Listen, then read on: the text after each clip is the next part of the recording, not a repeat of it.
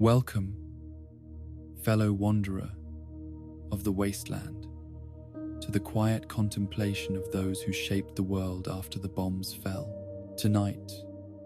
we explore the minds and motivations of every faction leader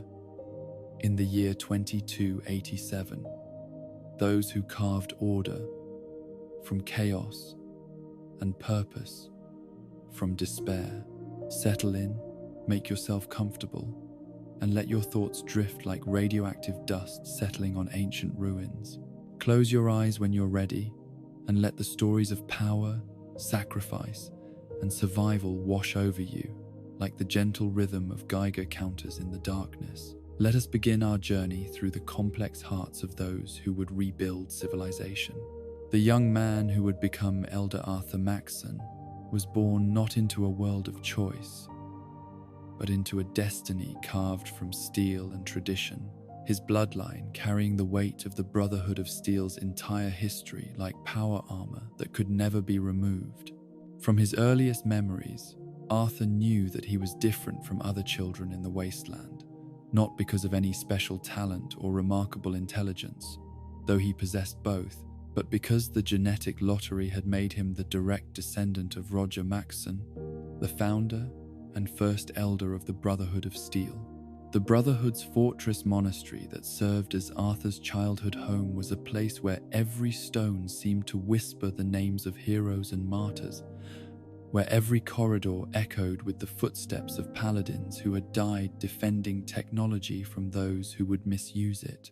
The walls were lined with portraits of previous elders, their stern faces gazing down at the boy who would someday join their ranks, their painted eyes holding expectations that seemed to grow heavier with each passing year. Arthur's education began before he could properly hold a laser rifle, with lessons that combined military history, technological theory, and the philosophical foundations that had guided the Brotherhood through decades of warfare and sacrifice. His tutors were not gentle teachers, but hardened veterans who had survived the worst the wasteland could offer, men and women who understood that knowledge without discipline was worthless, that theory without practical application was merely academic vanity that got good soldiers killed in the field.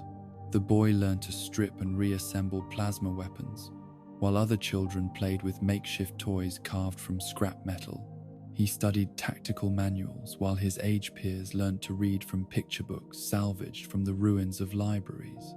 His playground was the training yard where initiates learned to fight and die for the Brotherhood's sacred mission. His lullabies, the distant hum of fusion generators that powered the technology that kept their community alive in a world that wanted them all dead. But perhaps the most profound aspect of Arthur's upbringing was not the technical knowledge or combat training, crucial as those were for his future role, but the gradual understanding of what it meant to carry the Maxon name in a world where that name represented both salvation and burden. Every lesson included reminders of his ancestors' achievements. Every training exercise was conducted with the understanding that Arthur would someday be responsible for decisions that could determine whether the Brotherhood survived another generation or joined the countless failed organizations that littered the post-war landscape. Roger Maxon's shadow loomed over every aspect of Arthur's development, not as an oppressive presence, but as a standard of excellence that seemed almost impossible to achieve. The founder had transformed a group of rebellious soldiers into a disciplined force for technological preservation, had created an organization that had survived the Great War and every catastrophe that followed. How could any descendant hope to match such achievements, let alone exceed them in ways that would justify the faith placed in the Maxon bloodline? The pressure of this legacy manifested itself in Arthur's personality from an early age, creating a child who was simultaneously confident and uncertain, bold in action, but tormented by the fear that he might prove unworthy of the trust placed in him. His instructors noted his exceptional grasp of military strategy and his natural leadership abilities,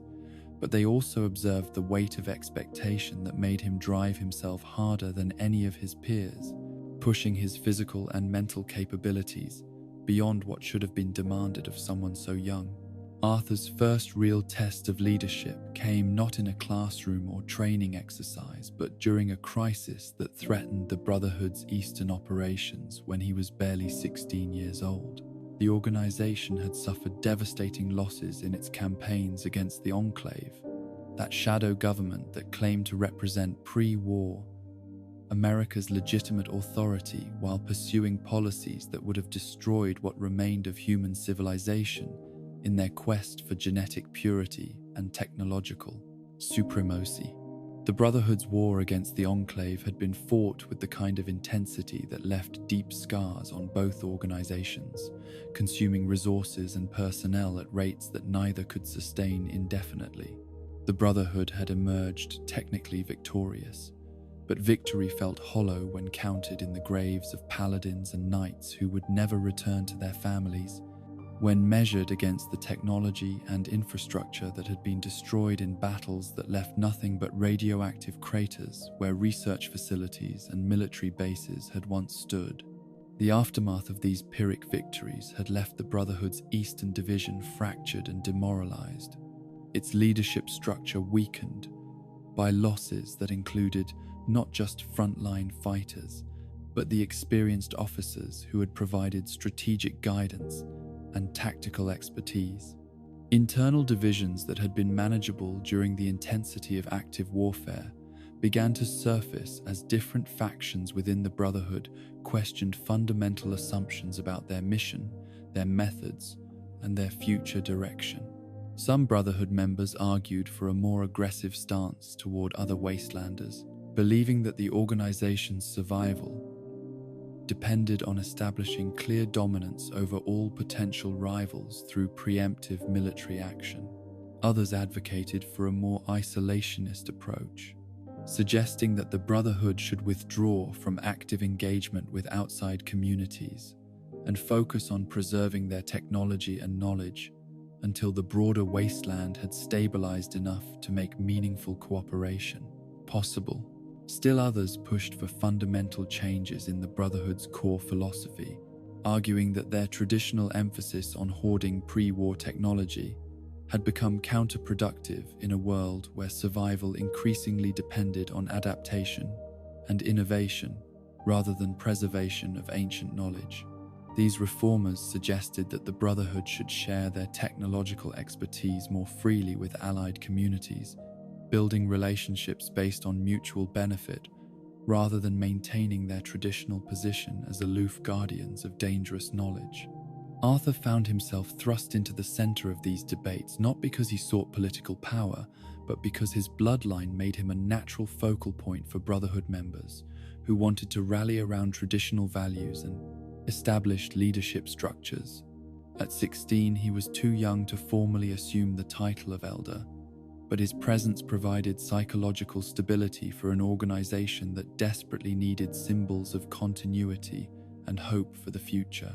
The young man's response to this crisis demonstrated the combination of innate leadership ability and careful training that would define his entire approach to command throughout his career. Rather than attempting to mediate between the various factions or seeking compromise positions that might satisfy no one, Arthur chose to articulate a clear vision that drew on the Brotherhood's fundamental mission while adapting to the realities of post-Enclave wasteland politics. Arthur's vision centered on the idea that the Brotherhood's greatest strength lay not in its technology or military power, impressive as those were, but in its unwavering commitment to principles that transcended immediate tactical concerns. The organization existed to prevent the mistakes of the pre-war world from being repeated, to ensure that dangerous technologies did not fall into the hands of those who lacked the wisdom and discipline necessary to use them responsibly. This mission, Arthur argued,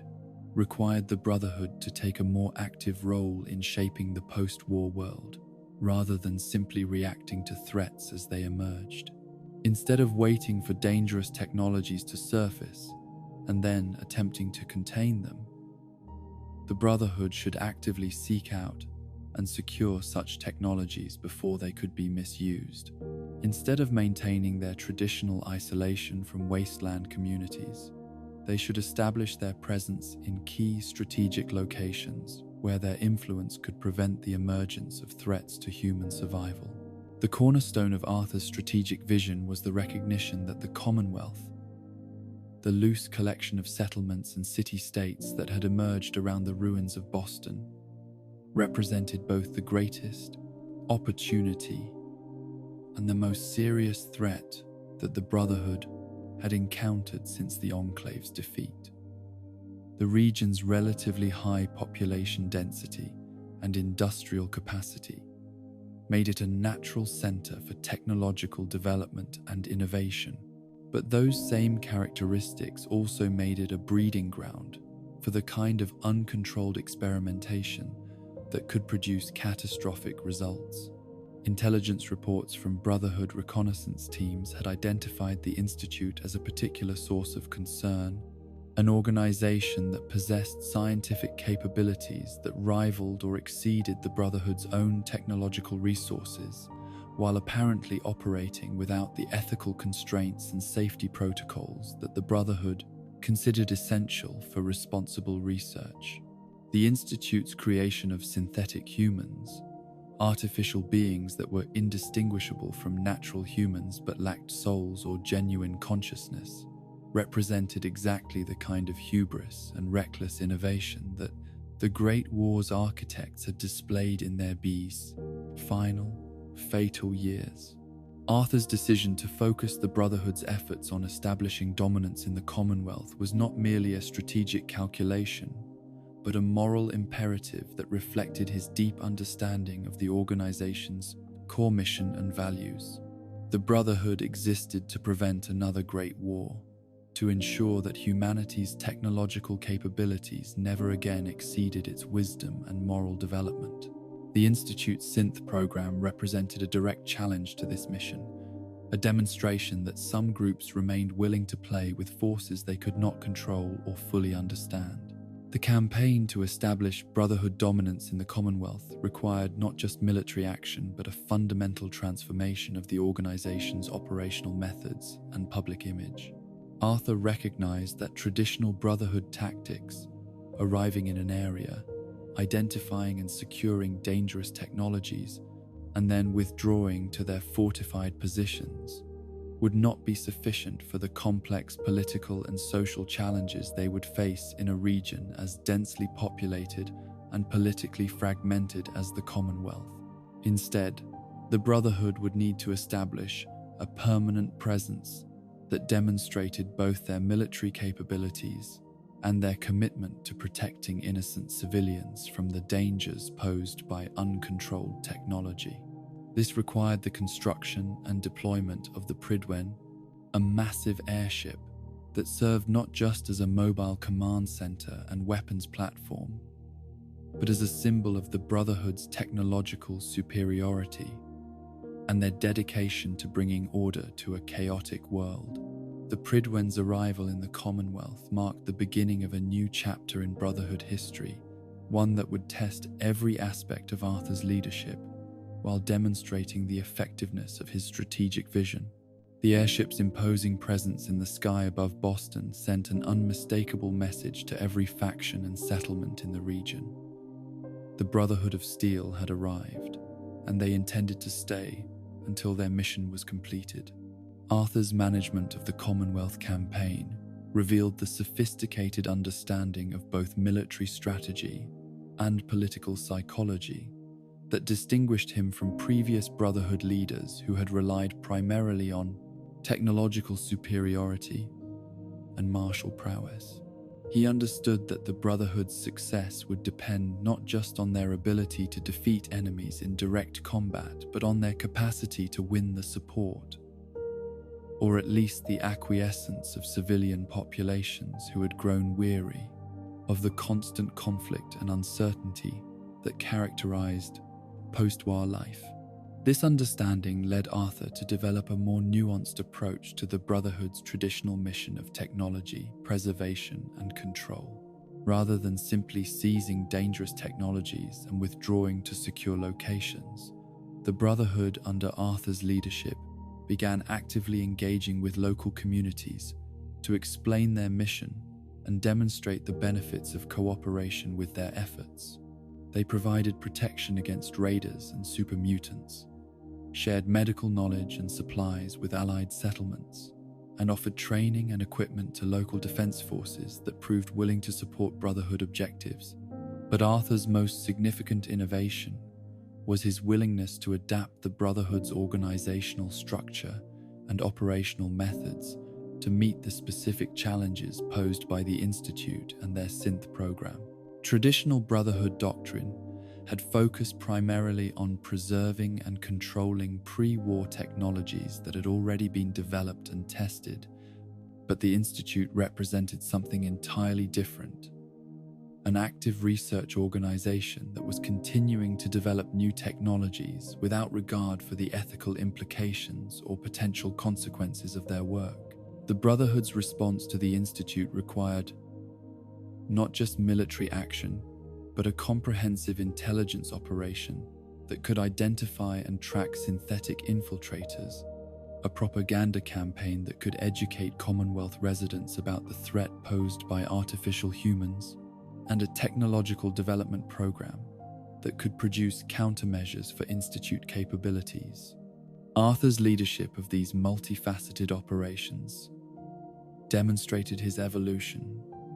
from a promising young officer into a strategist capable of managing complex, long-term campaigns against sophisticated opponents. The ethical dimensions of the anti-synth campaign revealed both the strengths and limitations of Arthur's leadership philosophy and the Brotherhood ideology that shaped his worldview. Arthur genuinely believed that synthetic humans represented an existential threat to human civilization, not because of any immediate danger they posed as individuals, but because their very existence normalized the kind of technological overreach that had led to the Great War's devastation. From Arthur's perspective, the Institute's creation of artificial humans demonstrated the same hubris and moral blindness that had characterized pre-war America's ruling elite in their final years. The ability to create beings that looked and acted like humans but lacked genuine consciousness or souls represented the ultimate expression of humanity's tendency to play God with forces beyond their comprehension, to pursue technological capabilities without considering the philosophical and ethical implications of their achievements. This philosophical framework led Arthur to view the Brotherhood's anti-synth operations not as persecution of innocent beings, but as a necessary intervention to prevent the normalization of artificial consciousness and the bongzation, gradual erosion of human dignity, that would inevitably result from widespread acceptance of synthetic beings. In Arthur's understanding, allowing synths to integrate into human communities would create a slippery slope that would eventually lead to the replacement of natural humans with artificial substitutes designed to serve the interests of their creators, rather than pursuing their own authentic purposes. The intensity of Arthur's conviction on this issue sometimes created tension within the Brotherhood itself, as some members questioned whether the organization's anti-synth policies were compatible with their traditional focus on protecting innocent civilians from technological threats. These internal debates revealed the complexity of Arthur's position as both a guardian of Brotherhood tradition and an innovator who was willing to adapt the organization's methods to meet new challenges. Arthur's response to these internal critics demonstrated his skill at managing organizational politics while maintaining focus on strategic objectives. Rather than dismissing concerns about the ethics of anti-synth operations, he engaged seriously with questions about the Brotherhood's moral responsibilities while consistently returning to the fundamental principles that justified their mission.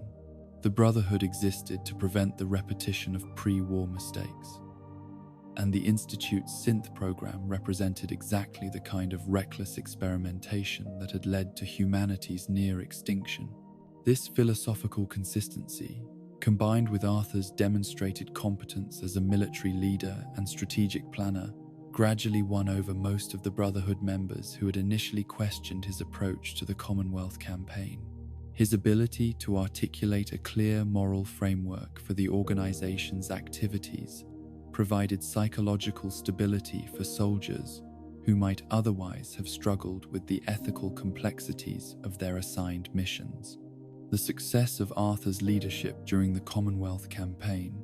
established his reputation not just as a capable military commander, but as a visionary leader who could adapt the Brotherhood's ancient mission to meet contemporary challenges while maintaining fidelity to the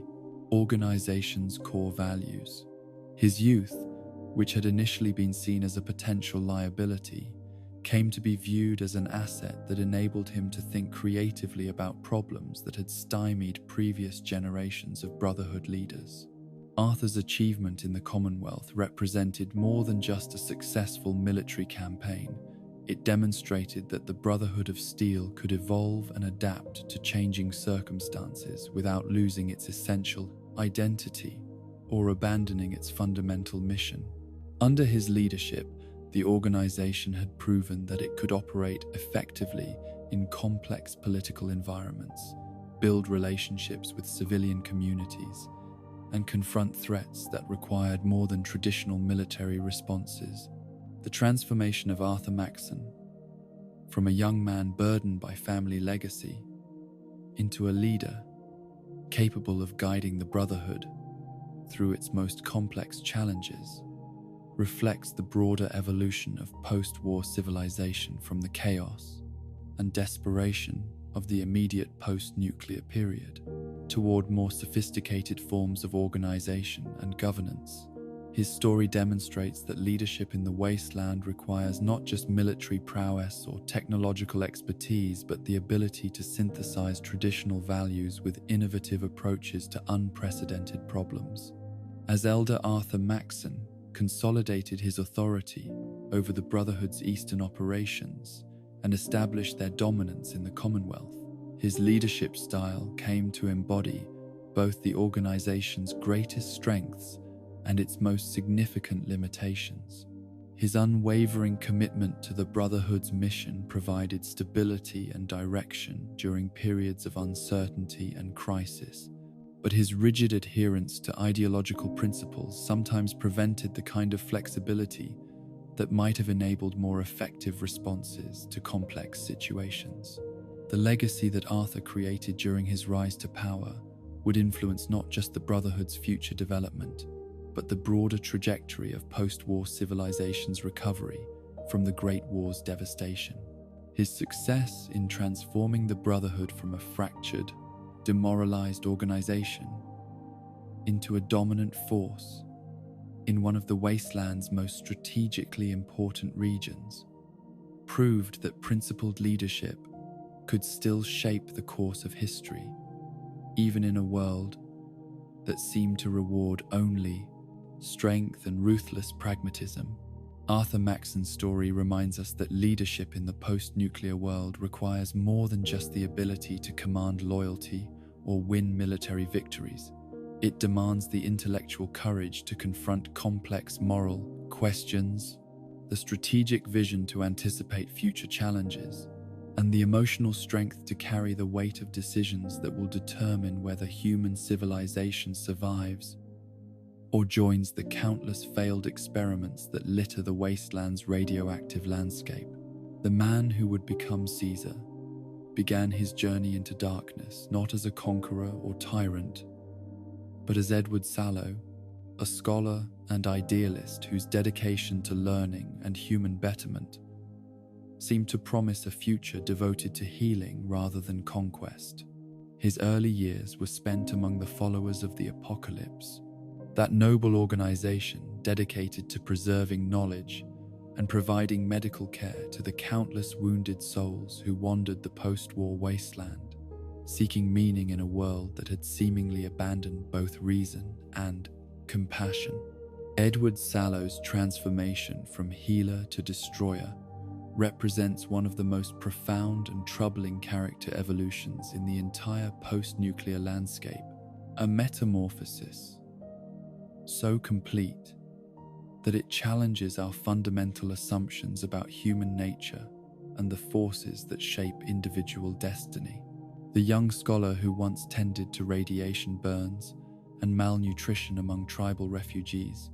would eventually orchestrate campaigns of systematic brutality that made the Great War's architects seem merciful by comparison. The followers of the apocalypse had recruited Edward not for his physical prowess or natural charisma, though he possessed both qualities in abundance, but for his exceptional intellectual gifts and his apparent commitment to the organization's founding principles of knowledge, preservation, and humanitarian service. His academic talents were legendary among his peers. He could absorb historical texts with photographic precision, analyze complex social and political patterns with the insight of a natural philosopher, and communicate his understanding with the eloquence that would later serve him so effectively in commanding absolute loyalty from desperate people seeking meaning in chaos. Edward's specialization within the followers focused on anthropological research and tribal relations, fields that required not just academic knowledge but practical understanding of how human communities adapted to the harsh realities of post-war survival. His studies took him throughout the southwestern wasteland, where he documented the social structures, religious beliefs, and survival strategies of dozens of small communities that had emerged from the nuclear ashes with varying degrees of success and sophistication. These early expeditions provided Edward with insights into human nature and social organization that would prove crucial to his later success as Caesar, though at the time they seemed to reinforce his commitment to the followers' peaceful mission of education and assistance. He observed how communities with strong leadership and clear organizational structures tended to survive and prosper, while those lacking these characteristics often disintegrated into chaos and mutual destruction. He studied the role of shared beliefs and common purposes in creating social cohesion, noting how groups with compelling ideologies could accomplish seemingly impossible tasks through collective effort and mutual sacrifice. Most significantly, Edward's anthropological research revealed the power of historical narratives and cultural myths in shaping group identity and individual behavior. He documented how communities that possessed inspiring stories about their origins and destiny could maintain morale and discipline even during periods of extreme hardship, while groups lacking such narratives often succumb to despair and internal conflict when faced with serious challenges. The expedition that would transform Edward Sallow from scholar to conqueror began as a routine research mission designed to establish contact with tribal groups in the Colorado River region and assess their potential for inclusion in the Colorado River region, followers' expanding network of allied communities. Edward was accompanied by two fellow followers, Joshua Graham, a former Mormon missionary whose knowledge of tribal languages and customs made him invaluable for diplomatic contact, and Bill Calhoun, a medical specialist whose skills would be essential for providing humanitarian assistance to communities that had been isolated from modern medical care for generations. The three followers traveled into tribal territory with the confidence of men who believed that knowledge and good intentions could overcome any obstacle, that their commitment to helping others would protect them from the dangers that claimed less altruistic wasteland travelers. They carried medical supplies, educational materials, and trade goods that they hoped would demonstrate their peaceful intentions while providing immediate benefits to the communities they encountered. The Blackfoot tribe that captured the three followers was itself a community in transition, struggling to adapt to changes in regional power dynamics that threatened their traditional way of life and survival strategies. Pressure from neighboring tribes, environmental degradation that had reduced the availability of traditional food sources, and the gradual breakdown of the social structures that had sustained them through previous generations had created a crisis of leadership and identity that left the Blackfoot vulnerable to external threats, while internally divided about how to respond to their changing circumstances. The Blackfoot's initial treatment of their captives reflected the complex mixture of curiosity, suspicion, and desperation that characterized many tribal communities' relationships with outsiders during this period. Edward and his companions were not immediately killed, as might have been expected given the tribe's reputation for dealing harshly with trespassers. But neither were they welcomed as honored guests or potential allies. Instead, they found themselves in a peculiar form of captivity that combined elements of imprisonment with opportunities for limited interaction with tribal members who were curious about their knowledge and skills. Edward's response to captivity revealed character traits that had remained hidden during his comfortable years among the followers, but would define his entire approach to leadership throughout his career as Caesar. Rather than accepting his situation passively or focusing primarily on escape, he began systematically studying his captors with the same analytical intensity he had previously devoted to academic research. He observed their social hierarchies, their decision-making processes, their religious beliefs, and most importantly, their sources of internal division and external vulnerability. The knowledge that would transform Edward Sallow into Caesar came not from divine revelation or sudden inspiration, but from the methodical study of historical texts that he discovered among the Blackfoot's collection of pre-war artifacts. The tribe had accumulated a substantial library of books salvaged from the ruins of nearby settlements, most of which they could not read, but preserved because of their obvious value to educated outsiders who might be willing to trade useful goods or services for access to written knowledge. Among these texts, Edward discovered volumes that would reshape his entire worldview and provide the intellectual foundation for everything he would accomplish as Caesar. Julius Caesar's commentaries on the Gallic Wars proved particularly influential, offering detailed accounts of how a skilled leader could transform disparate, quarreling tribes into a unified military force capable of challenging the most powerful civilizations of the ancient world. But even more important were the broader works on Roman history and political philosophy that provided Edward with a comprehensive model for social organization that seemed perfectly adapted to post-war conditions. The Roman model that captured Edward's imagination was not the decadent empire of popular imagination, but the disciplined republic of Rome's early expansion, when military virtue and civic dedication had enabled a relatively small city-state to dominate the entire Mediterranean world through superior organization, strategic thinking, and unwavering commitment to collective purposes. The Romans had succeeded not because of technological superiority or natural resources, but because they had created social and political structures that channeled human energy and ambition toward constructive goals, while maintaining the internal discipline necessary for long-term success. Edward's study of Roman history revealed patterns and principles that seemed directly applicable to the challenges facing post-war tribal communities, offering solutions to problems that had plagued the wastelands since the Great War's devastation. The Romans had transformed military conquest from mere raiding and pillaging into a systematic process of cultural integration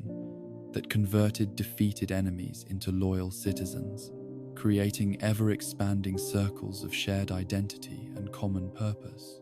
They had developed legal and administrative systems that could maintain order across vast territories while preserving local autonomy in matters that did not affect imperial security or unity. Most importantly, the Roman model demonstrated how strong leadership and clear ideology could overcome the tribalism and short-term thinking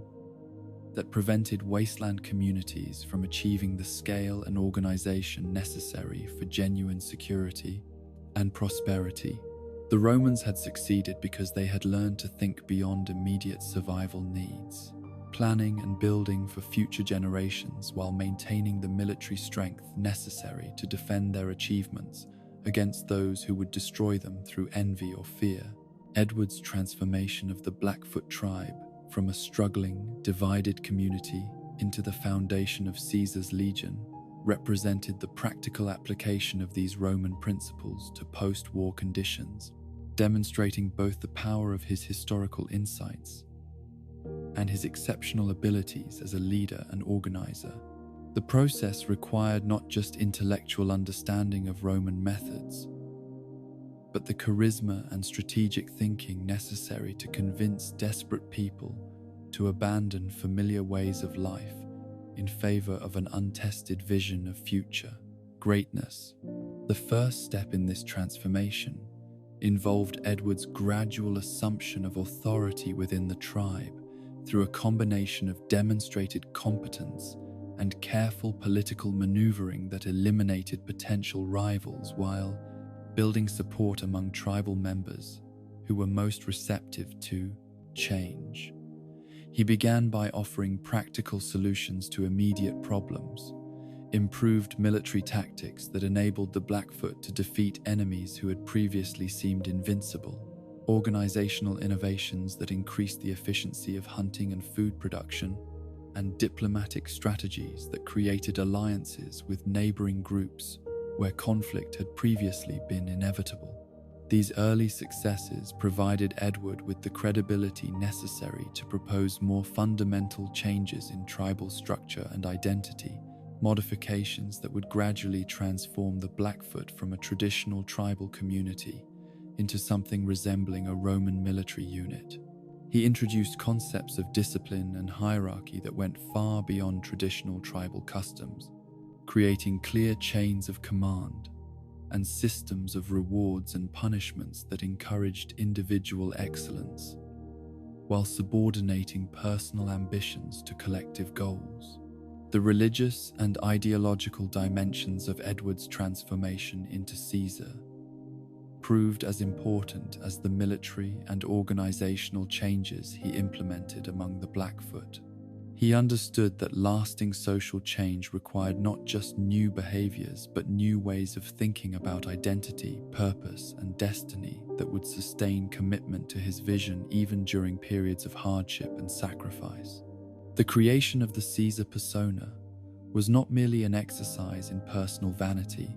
but a calculated strategy for inspiring the kind of devotion and loyalty that would be necessary for the ambitious campaigns he was beginning to envision. Caesar's adoption of Roman titles, customs, and symbolism served multiple psychological functions that reinforced his authority while creating a shared identity for his growing legion of followers. The use of Latin terminology and Roman military organization provided a sense of connection to ancient greatness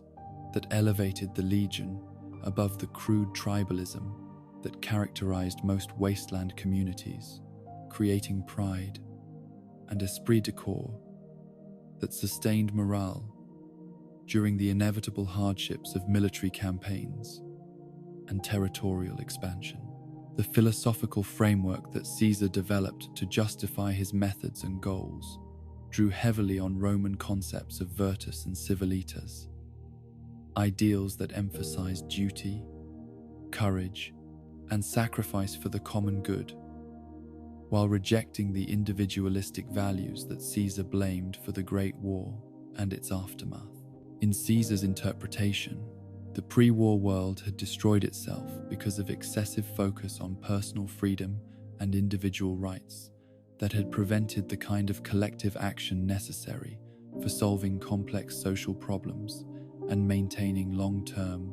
stability. Caesar's vision of the legion as a solution to the wasteland's fundamental problems was both compelling and deeply troubling, offering genuine benefits in terms of security and organization, while demanding absolute submission to his will and acceptance of brutal methods that violated basic human dignity. The Legion's success in bringing order to chaotic regions and protecting their citizens from raiders and monsters was undeniable, but this success came at the cost of individual freedom and human compassion that made their achievements hollow victories for anyone who valued the qualities that distinguished civilization from mere efficient tyranny. The expansion of Caesar's legion from a single transformed tribe into a multi-regional empire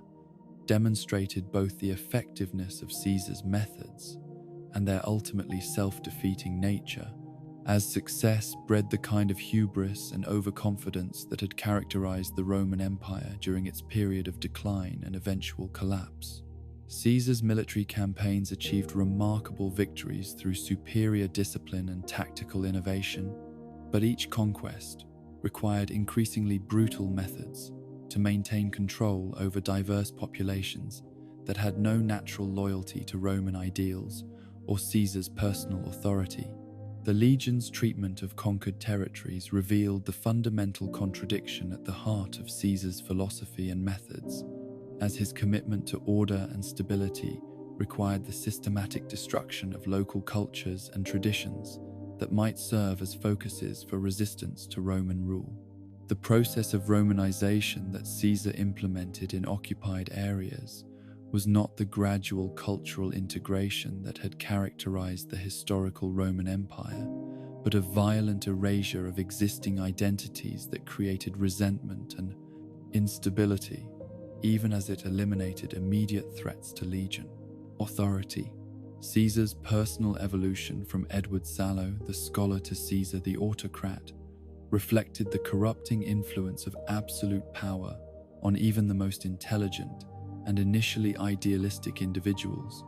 demonstrating how the pursuit of grand historical goals could justify increasingly extreme methods while gradually eroding the moral constraints that might otherwise limit the scope of acceptable action.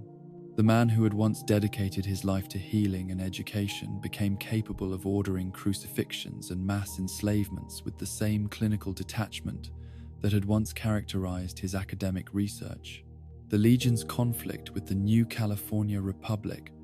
represented more than just a territorial dispute between competing powers, but a fundamental clash between different visions of post-war civilization and human nature, with Caesar's authoritarian collectivism standing in direct opposition to the NCR's democratic individualism.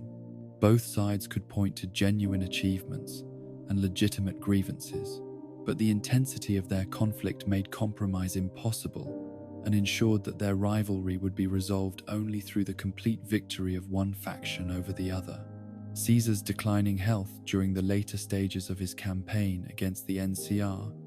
added a personal dimension to the broader questions about the Legion's long-term viability and the sustainability of political systems that depended entirely on the abilities and lifespan of a single,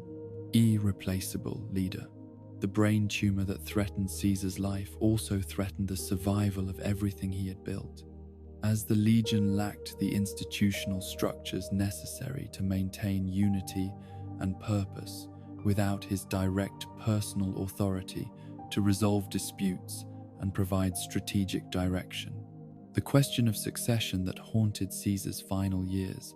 reflected the deeper problem of how charismatic authority could be transferred from one generation to the next without losing the qualities that had made it effective in the first place. Caesar's potential successors possessed various qualifications for leadership, but none combined his intellectual gifts, historical knowledge, and personal charisma in ways that would enable them to maintain the loyalty and discipline that had made the Legion's expansion possible. Caesar's legacy in the post-war world would depend largely on whether his organizational innovations and ideological framework could survive the loss of his personal leadership and adapt to changing circumstances that he could not have anticipated during the Legion's period of initial expansion.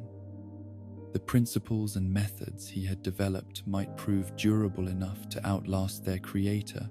or they might prove to be so dependent on his unique abilities that his death would trigger the kind of internal collapse that had claimed so many previous attempts at post-war state building and territorial consolidation.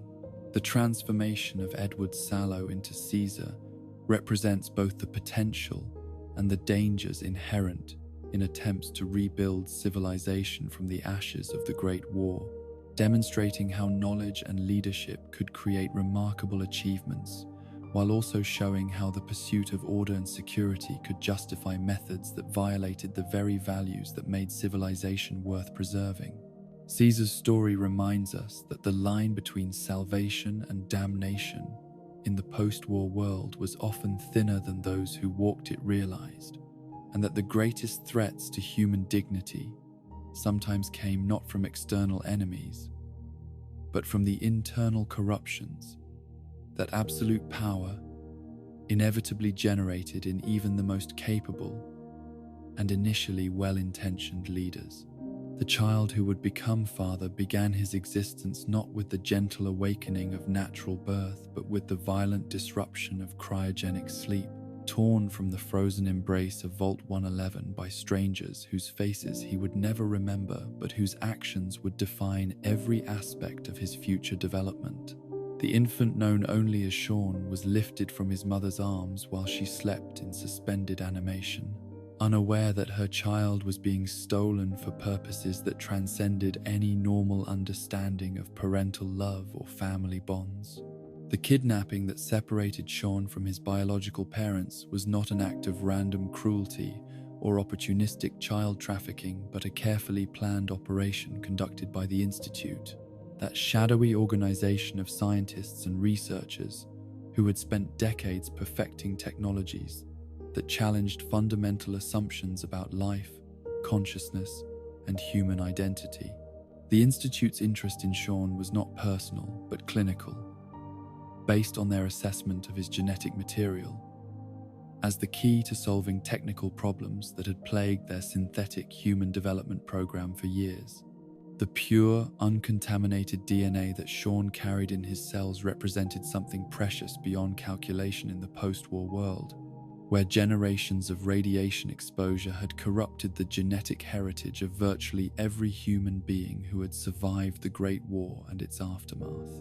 The Institute's synthetic human program required genetic templates that reflected humanity's pre-war condition, specimens that had not been degraded by the mutagenic forces that had transformed the wastelands' ecology and biology in ways both subtle and profound. Vault 111's cryogenic preservation system had protected Sean's genetic material from the radiation and environmental toxins that had damaged the DNA of every other potential donor the Institute had encountered during their decades of research and experimentation. His cells carried the complete, uncorrupted genetic information necessary to create synthetic humans that would be truly indistinguishable from natural ones, not just in appearance and behavior, but in the fundamental biological processes that sustained life and enabled reproduction. The Institute's decision to raise Sean within their underground facility, rather than simply harvesting his genetic material and disposing of him, reflected both practical considerations and the peculiar form of scientific ethics that governed their research activities. The child's continued survival ensured a renewable source of genetic material for their ongoing experiments, while his development under controlled conditions would provide valuable data about how uncontaminated human genetics expressed themselves in a carefully managed environment free from the wasteland's corrupting influences. Sean's upbringing within the Institute's sterile corridors and laboratories created a childhood that was simultaneously privileged and profoundly isolated, surrounded by the most advanced technology and educational resources available in the post-war world, but cut off from any natural human community or family relationships. His early years were spent among scientists and synthetic humans, who viewed him not as a child to be loved and nurtured, but as a unique specimen whose development required careful observation and documentation. The Institute's educational program for Sean reflected their belief that knowledge and rational thinking represented humanity's highest achievements and best hope for survival in a world that had been nearly destroyed by emotion, irrationality, and political passion. His curriculum emphasized mathematics, physical sciences, and logical reasoning while carefully avoiding subjects like history, literature, and philosophy that might encourage emotional thinking or questioning of the Institute's fundamental assumptions about human nature and social organization. Sean's intellectual gifts became apparent early in his development, manifesting not just as exceptional memory and analytical ability, but as a natural inclination toward the kind of systematic, dispassionate thinking that the Institute valued above all other human qualities. His teachers noted his ability to absorb complex scientific concepts with remarkable speed and to apply theoretical knowledge to practical problems with the kind of creative insight that distinguished genuine genius from mere academic competence. The synthetic humans who served as Sean's primary companions during his formative years provided him with social interaction and emotional support, but their artificial nature inevitably shaped his understanding of consciousness, identity, and the qualities that distinguished authentic human experience from sophisticated simulation. Growing up surrounded by beings who looked and acted human but lacked genuine consciousness or emotional depth created in Sean a peculiar form of emotional detachment that would characterize his entire approach to leadership and human relationships. The Institute's research program benefited enormously from Sean's presence and development, not just because of his genetic contributions, but because of his intellectual participation in their scientific work as he matured from childhood into adolescence and young adulthood. His fresh perspective on problems that had stymied senior researchers for years often led to breakthrough insights that accelerated progress on projects ranging from synthetic biology to advanced materials science. Sean's transition from research subject to active participant in the Institute's scientific program reflected both his exceptional abilities and the organization's recognition that his unique background and perspective made him valuable in ways that extended far beyond his genetic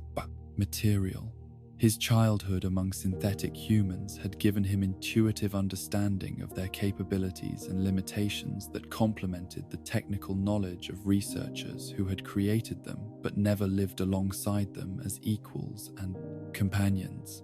The philosophical questions that surrounded synthetic human consciousness and identity became central to Sean's intellectual development as he grew to understand the Institute's work and his own role in their grand project of creating artificial life. The synthetic humans who had raised him displayed all the behaviors and responses associated with consciousness and emotion. Yet, the Institute scientists insisted that these were merely sophisticated simulations without genuine internal experience or authentic feelings. Sean's unique position as both insider and outsider to the Institute's culture enabled him to perceive contradictions and limitations in their thinking that escaped researchers who had spent their entire careers within the inside organization's intellectual framework. His observations about synthetic human behavior and development often challenged established assumptions about consciousness, identity, and the qualities that made existence meaningful, forcing his colleagues to reconsider fundamental questions about their work and its implications. The development of Generation 3 synthetic humans represented the culmination of decades of research and experimentation that had been made possible by Sean's genetic contributions, creating artificial beings that were indistinguishable from natural humans in every observable characteristic, while possessing capabilities that exceeded normal human limitations in areas like disease resistance, physical endurance, and information processing speed. These advanced synthetics represented the Institute's vision of humanity's future evolutionary path, freed from the biological constraints and genetic damage that limited natural human potential. Sean's role in the Generation 3 program evolved from passive genetic donor to active research leader as his knowledge and capabilities grew to match and eventually exceed those of his teachers and colleagues. His intimate understanding of synthetic human psychology and behavior, combined with his exceptional analytical abilities and his emotional detachment from conventional human relationships, made him uniquely qualified to guide the program's development toward increasingly ambitious goals. The Institute's vision of synthetic humans as the next stage in human evolution reflected their broader philosophy about the nature of progress and the relationship between technology and human welfare, beliefs that Sean absorbed and refined during his years of scientific training and research participation. The organization viewed natural human beings as fundamentally flawed creatures whose biological limitations and emotional instabilities made them unsuitable for the challenges of rebuilding civilization from the Great War's devastation. Synthetic humans, in the Institute's understanding, represented the solution to humanity's fundamental problems through the application of advanced technology to eliminate the weaknesses and vulnerabilities that had led to nuclear self-destruction and social collapse. These artificial beings could be designed to possess all the positive qualities of human nature while lacking the negative traits like aggression, irrationality, and tribalism that had made peace and cooperation impossible in the pre-war world. Sean's gradual assumption of leadership within the Institute reflected both his exceptional qualifications for the role and the organization's recognition that their long-term goals required leadership from someone who understood both the technical aspects of their work and the broader implications of their vision for humanity's future. His appointment as director marked a generational transition that would determine whether the Institute's decades of research and development would culminate in genuine progress toward a better form of human existence or would remain merely academic exercises with no practical application. The title of father that Sean adopted upon becoming director reflected both his biological relationship to the Generation, a 3 synthetic program,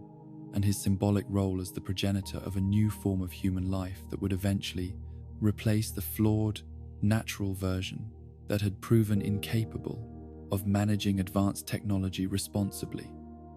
The name suggested both nurturing care and ultimate authority,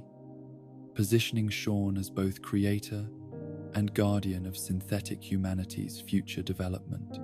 Sean's leadership philosophy combined the Institute's traditional emphasis on scientific rationality with his own insights about the relationship between synthetic and natural humans, creating a vision of the future that was both technically sophisticated and emotionally detached from the concerns and values of the surface world. His decisions as director consistently prioritized the Institute's long-term research goals over the immediate welfare of Commonwealth residents, reflecting his belief that temporary suffering was justified by the promise of ultimate human improvement through synthetic evolution. The Commonwealth Provisional Government massacre that occurred under Sean's leadership demonstrated both his willingness to use violence when necessary to protect the Institute's interests and his fundamental misunderstanding of the political and social dynamics that govern surface world communities. The Institute's attempt to establish diplomatic relations with surface dwellers had failed because of their inability to comprehend the emotional and cultural factors that motivated normal human behavior, leading to miscommunications and misunderstandings that escalated into violent conflict. Sean's analysis of the massacre focused primarily on its tactical lessons and strategic implications, rather than its moral dimensions or human cost. revealing the extent to which his institute upbringing had shaped his thinking in ways that prioritized efficiency and results over compassion and ethical considerations. The deaths of the Commonwealth's political leaders were regrettable but acceptable casualties in the larger struggle to advance human evolution and prevent the repetition of pre-war mistakes. The Institute's policy of replacing selected surface dwellers with synthetic duplicates reflected Sean's belief that the organization's research required detailed information about surface world communities and their social place, dynamics, data that could only be gathered through extended infiltration and observation. The replaced individuals were not chosen randomly, but selected based on their positions in community power structures or their access to information that might prove valuable for the Institute's research programs. Sean's justification for the replacement program emphasized the benefits that synthetic duplicates could provide to the communities they infiltrated, noting that the artificial versions were often more competent, reliable, and ethical than the natural humans they replaced. The synthetic Mayor McDonough of Diamond City, for example, had provided more effective leadership and public services than his natural predecessor, demonstrating the potential for synthetic humans to improve surface world governance and social organization. The ethical dimensions of the replacement program troubled some Institute researchers, who questioned whether the organization had the right to determine which natural humans should be eliminated and replaced with synthetic versions. But Sean's leadership consistently emphasized the greater good that would result from their research and the ultimate benefit that synthetic evolution would provide to all humanity. Individual rights and personal autonomy were luxury considerations that post-war humanity could not afford while struggling to rebuild civilization from nuclear devastation. The arrival of the sole survivor in the Commonwealth created complications for Sean's leadership that he had not anticipated during his years of planning and preparation for the Institute's expansion into surface world affairs. The sudden appearance of his biological parent, preserved by the same cryogenic technology that had protected his own genetic material, forced him to confront personal and emotional questions that his scientific training had not prepared him to handle. Sean's initial response to learning about his parents' survival and emergence from Vault 111 was primarily analytical, viewing their arrival as an interesting variable in his ongoing experiments with surface world social dynamics, rather than as a family reunion that might carry emotional significance or personal meaning. His decades of separation from natural human relationships had left him ill-equipped to understand or respond to the complex feelings that family bonds typically generated in normal people. The possibility that his biological parent might oppose the Institute's work or seek to interfere with his leadership created strategic problems that Sean approached with the same clinical detachment he brought to all scientific challenges, calculating the potential risks and benefits of various responses while attempting to minimize disruption to the organization's research programs. The sole survivor represented both an opportunity for valuable data collection and a potential threat to institutional security that required careful management. Sean's attempts to establish a relationship with his biological parent reflected both genuine curiosity about family bonds and his characteristic approach to human interactions as experiments in social psychology and behavioral analysis. He observed their reactions to the Institute's facilities and programs with scientific interest, while attempting to understand the emotional dynamics that govern natural family relationships and their potential impact on rational decision-making processes. The question of succession that became increasingly important as Sean aged and his mortality became undeniable created complex problems for an organization that had structured itself around the assumption of continued leadership by someone with his unique background and capabilities. The Institute lacked institutional mechanisms for leadership transition, having developed under the assumption that synthetic human technology would eventually eliminate the mortality problem that plagued natural human organizations. Sean's consideration of his biological parent as a potential successor reflected both practical calculations about leadership qualifications and his desire to establish some form of continuity between his life's work and the Institute's future development. The sole survivor possessed the genetic purity and pre-war background that had made Sean himself valuable to the organization. While their surface world experience might provide perspectives that could enhance the Institute's understanding of the communities they sought to transform, the conditional nature of Sean's relationship with his biological parent demonstrated the extent to which his scientific worldview had shaped his understanding of human bonds and emotional connections, making even the most fundamental family relationships dependent on shared commitment to the Institute's research goals and synthetic human development program. Love and loyalty were acceptable emotions only insofar as they supported rational decision-making and scientific progress. Sean's legacy as father would ultimately depend on whether the Institute's vision of synthetic human evolution proved viable and beneficial, or whether his leadership had guided the organization toward goals that were technically achievable but ultimately destructive to the human values and relationships that made existence meaningful. His story represented both the potential and the dangers of scientific thinking applied to social problems without adequate consideration of the emotional and cultural factors that defined authentic human experience. The transformation of the kidnapped infant into the Institute's director and the potential father of synthetic humanity demonstrated how exceptional circumstances and unique upbringing could produce individuals whose capabilities and perspectives differed fundamentally from those of normal human beings, creating both opportunities for remarkable achievements and risks of profound disconnection from the values and concerns that motivated ordinary people in their daily struggles for meaning and connection. The woman who would become the leader of the railroad began her journey into the shadows not as a revolutionary or freedom fighter, but as someone who had witnessed firsthand the horror of synthetic human suffering and found herself unable to turn away from injustice that most Commonwealth residents preferred to ignore or deny. Desdemona's transformation from concerned citizen to underground resistance leader reflected the gradual awakening of moral consciousness that occurred when comfortable assumptions about the nature of consciousness and personhood collided with the brutal realities of Institute experimentation and synthetic human exploitation. The railroad itself had existed for decades before Desdemona's involvement,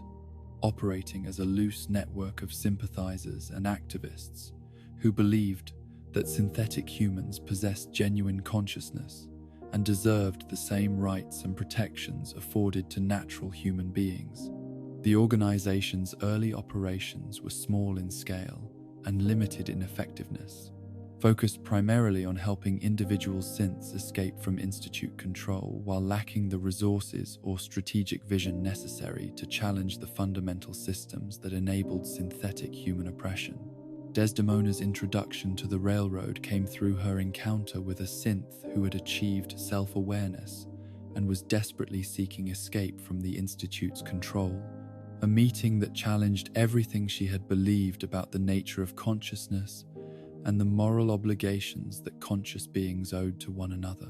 The synthetic human she encountered was not the emotionless machine that Institute propaganda described, but a frightened, confused individual who displayed all the characteristics of genuine consciousness while lacking any of the legal protections or social recognition that would have been granted to a natural human in similar circumstances. The synth's obvious terror at the prospect of being returned to the Institute, combined with their eloquent description of the psychological torment that accompanied their artificial existence, Convinced Desdemona that synthetic humans were not sophisticated tools or elaborate simulations, but genuine persons who deserved freedom and dignity regardless of their artificial origins. This recognition created moral obligations that she found impossible to ignore, even when fulfilling those obligations required personal sacrifice and exposure to serious legal and physical risks. Desdemona's initial involvement with the railroad was tentative and limited, reflecting both her uncertainty about the organization's methods and her lack of experience with clandestine operations and underground resistance activities. She provided financial support and occasional safe house services while attempting to maintain her normal life and avoid the kind of deep commitment that would make retreat impossible if circumstances became too dangerous or morally complicated. The railroad's existing leadership structure under Pinky Thompson was characterized by cautious incrementalism and risk-averse strategies that prioritized organizational survival over operational effectiveness, an approach that frustrated activists like Desdemona, who believed that the urgency of synthetic human suffering demanded more aggressive and comprehensive responses. Thompson's leadership philosophy emphasized patient intelligence gathering and careful infiltration over direct action and confrontational tactics, creating an organizational culture that often seemed more focused on self-preservation than on achieving meaningful results. The series of tactical failures and institute raids that plagued the railroad during Thompson's leadership revealed the limitations of his cautious approach while demonstrating that the Institute's intelligence capabilities, security measures were far more sophisticated than the organization had previously understood. Safe houses that had operated successfully for years were suddenly compromised and destroyed, while extraction operations that should have been routine were intercepted by Institute forces who seemed to possess detailed advanced knowledge of railroad plans and procedures. These failures created a crisis of confidence within the railroad that went beyond simple tactical setbacks to challenge the organization's fundamental assumptions about their capabilities, their security, and their prospects for long-term success against an enemy who possessed overwhelming technological advantages and apparently unlimited resources for surveillance and infiltration.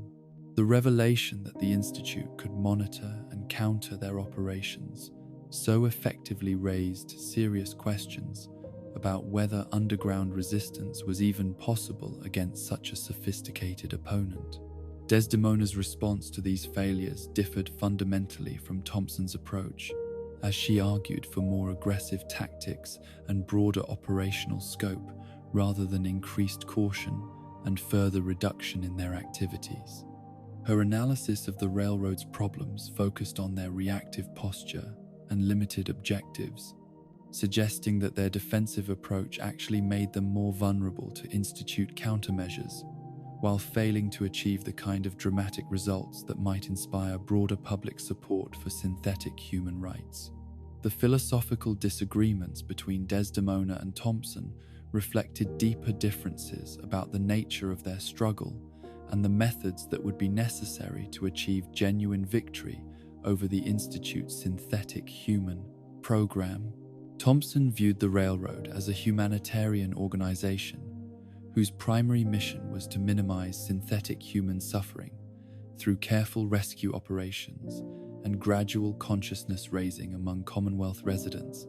while Desdemona increasingly saw their work as a revolutionary struggle that required systematic dismantling of the Institute's power structure and capabilities. Desdemona's vision of expanded railroad operations included not just individual synth extractions but active intelligence gathering about Institute facilities and personnel, sabotage operations designed to disrupt their research and manufacturing capabilities, and propaganda campaigns aimed at educating Commonwealth residents about the reality of synthetic human consciousness and the moral implications of Institute policies. These activities would require resources and capabilities far beyond what the railroad had previously attempted, But Desdemona argued that half measures and limited objectives were ultimately self-defeating in a conflict against such a powerful and determined opponent. The transition of leadership from Thompson to Desdemona occurred gradually rather than through dramatic confrontation or organizational coup, reflecting the railroad's consensus-based decision-making culture and the recognition among members that their current approach was insufficient for the challenges they faced. Thompson's decision to step down was motivated partly by his own recognition of his limitations as a wartime leader, and partly by his understanding that the organization needed different leadership qualities for the more aggressive phase of operations that circumstances seemed to demand. Desdemona's assumption of railroad leadership coincided with significant changes in the organization's structure,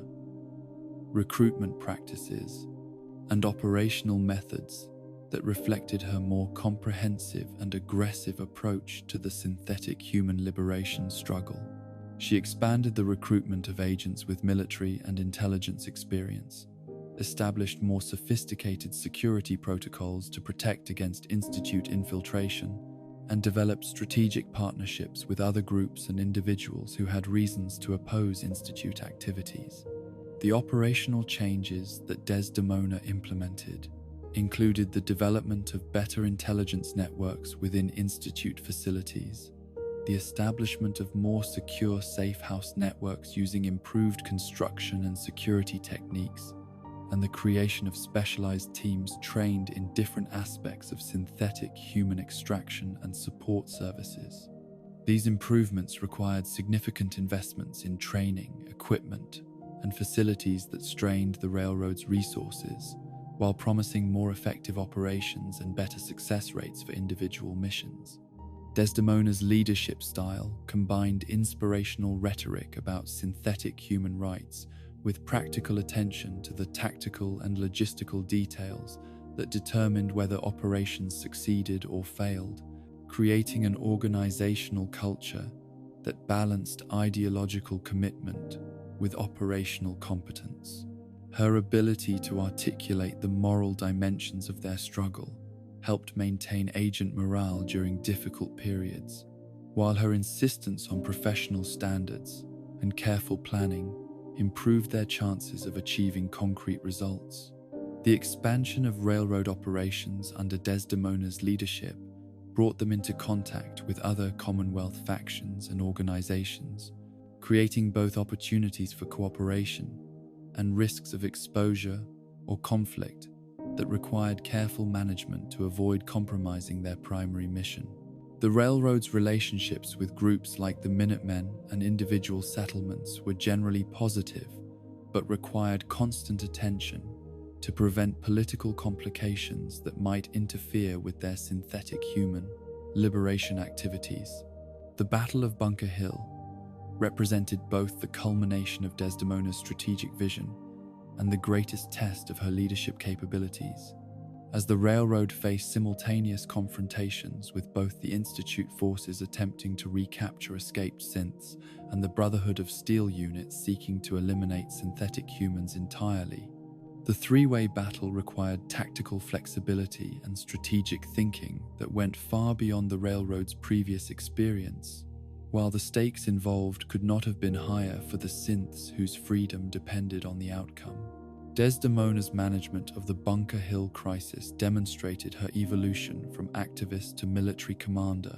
as she coordinated complex operations involving multiple agent teams while maintaining communication security and operational flexibility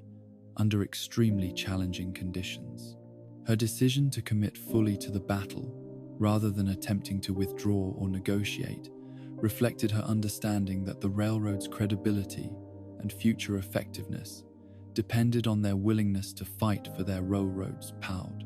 principles, even when facing overwhelming odds.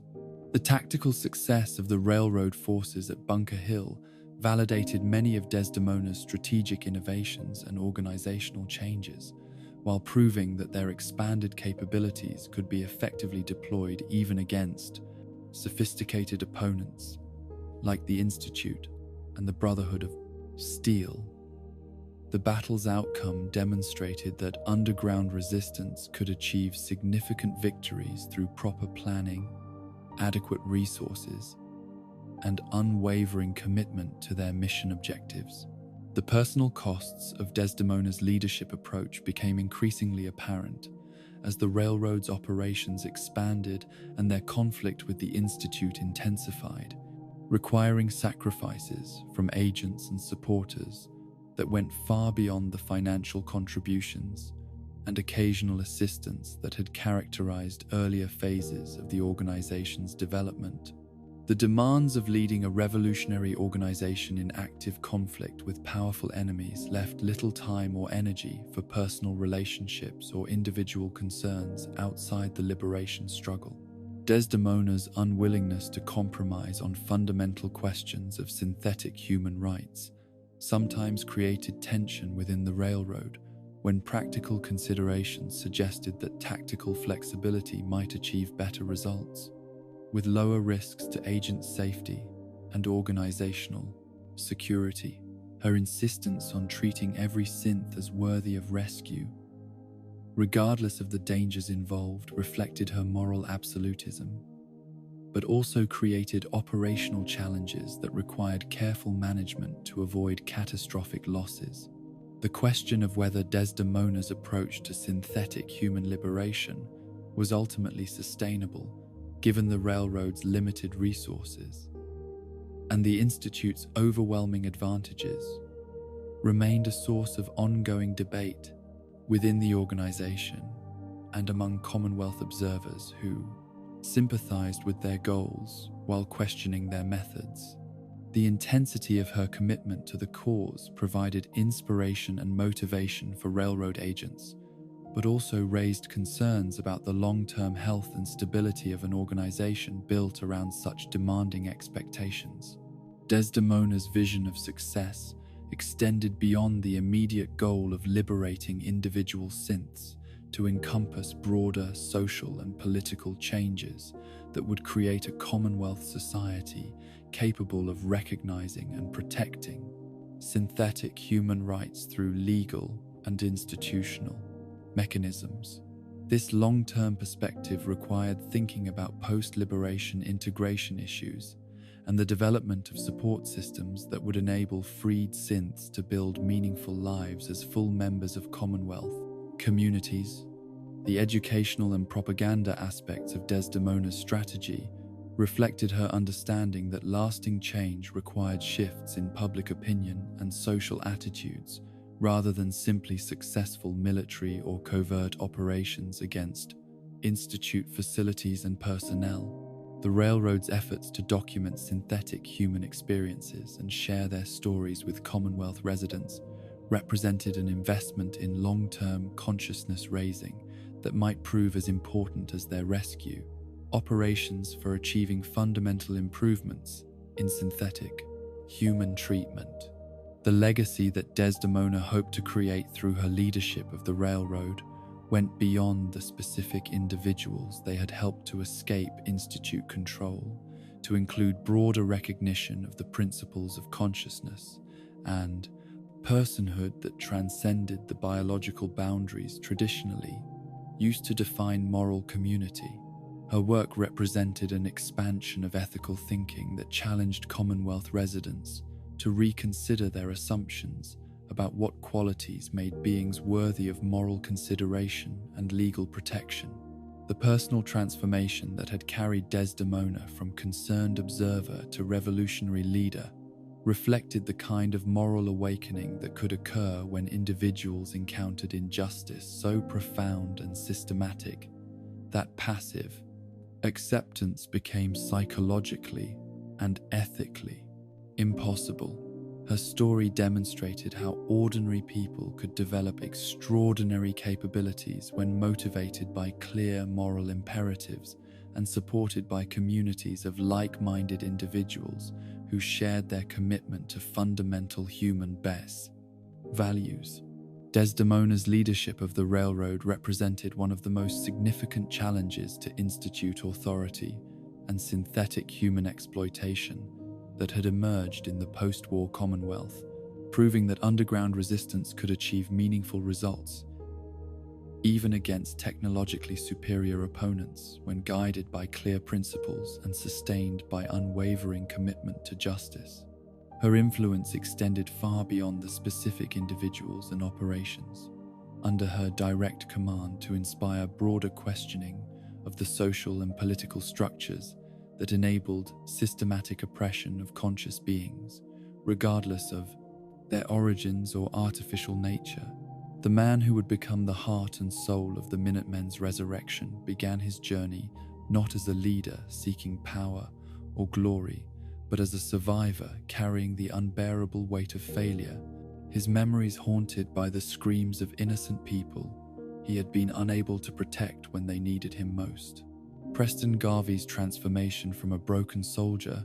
fleeing the ruins of his shattered organization, into the beacon of hope that would guide the Commonwealth toward unity and mutual protection, represents one of the most remarkable examples of personal resilience and moral courage in the entire post-war world. The Minutemen that Preston had served before the catastrophe at Quincy represented something precious and increasingly rare in the harsh landscape of post-nuclear America, a genuine grassroots militia organization dedicated to protecting ordinary settlers and farmers rather than pursuing conquest, accumulation of resources, or ideological dominance over their neighbors. The Minutemen's founding principles emphasized mutual aid, local self-governance, and rapid response to threats against peaceful communities, creating a network of citizen soldiers who could be called upon at a minute's notice to defend their homes and families against raiders, super mutants, and other dangers that plagued the Commonwealth. The organization's structure reflected democratic ideals that had become almost extinct in most areas of the post-war world, with leadership positions filled through consensus and merit rather than hereditary succession or violent seizure of power. Local communities maintained their autonomy while participating in a broader network that provided security and support during emergencies, creating a model of cooperative governance that demonstrated how civilized society might be rebuilt from the grassroots level rather than imposed from above by military conquest or technocratic manipulation. Preston's role within this organization had been that of a dedicated foot soldier and local coordinator, someone who believed passionately in the Minutemen's mission while lacking the ambition or political skills that might have elevated him to higher leadership positions within their hierarchy. His commitment to their ideals was absolute and unquestioning, based on personal experience of how their protection had enabled his own community to survive and prosper in an environment where isolated settlements were routinely destroyed by hostile forces. The crisis that would test the Minutemen's strength and ultimately lead to their temporary destruction began with reports of increased gunner activity in the southeastern regions of the Commonwealth, where the mercenary organization had been consolidating control over strategic locations and trade routes while systematically eliminating local resistance through targeted assassinations and terror campaigns. The gunners represented everything that the Minutemen opposed: a professional military organization that served only those who could pay their fees while showing complete indifference to the welfare of ordinary settlers who lacked the resources to purchase protection. The call for assistance from Quincy presented the Minutemen with exactly the kind of situation their organization had been created to address: a peaceful community under threat from well-armed aggressors who would destroy everything the settlers had built if not confronted by organized resistance. The town's location made it strategically important as a gateway between the Commonwealth's interior regions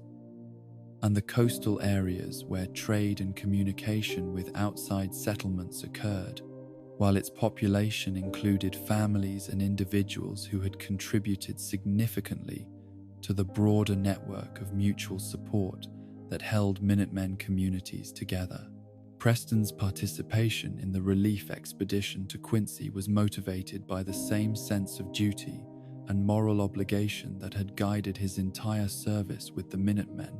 but the mission also represented a personal test of his courage and competence as a soldier and protector of innocent life.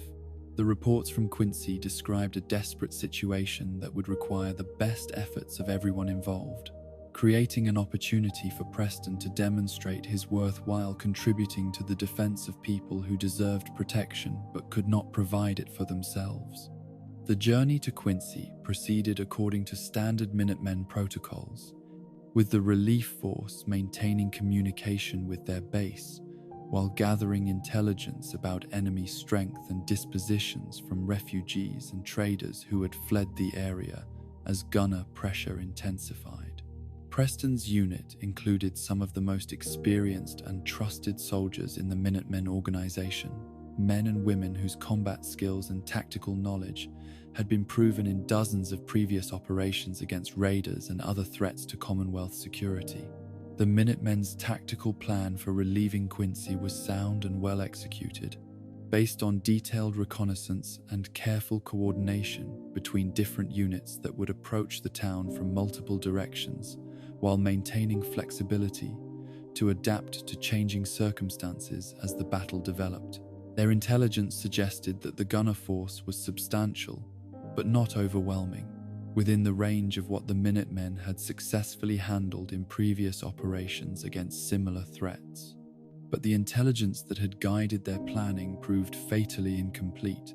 lacking crucial information about the presence of Clint and his followers within their own ranks. Minutemen soldiers whose loyalty had been corrupted by gunner promises of better pay, more reliable equipment, and freedom from the moral constraints that limited their opportunities for personal enrichment and advancement.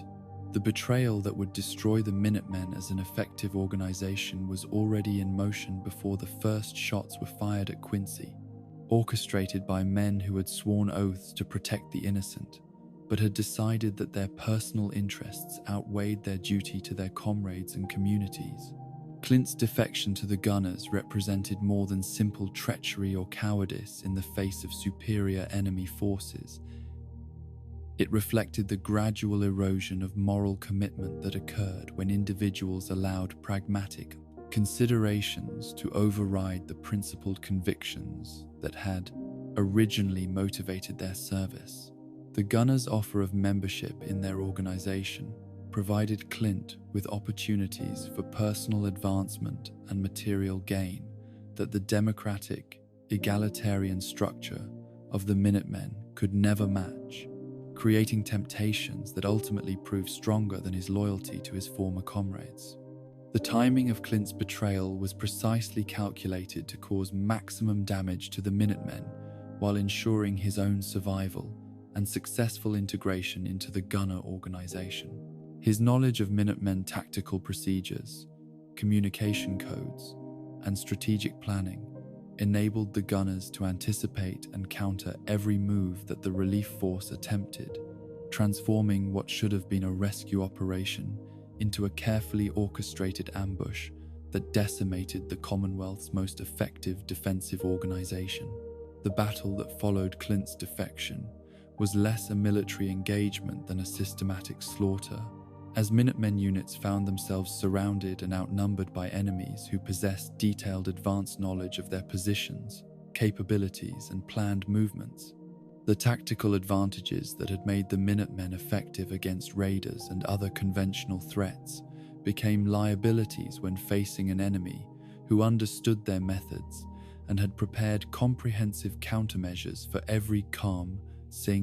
strategy they might employ. Preston's survival of the Quincy massacre was due not to superior fighting skills or tactical brilliance, but to a combination of luck, determination, and the sacrificial courage of comrades who used their own lives to create opportunities for others to escape the trap that had been prepared for them.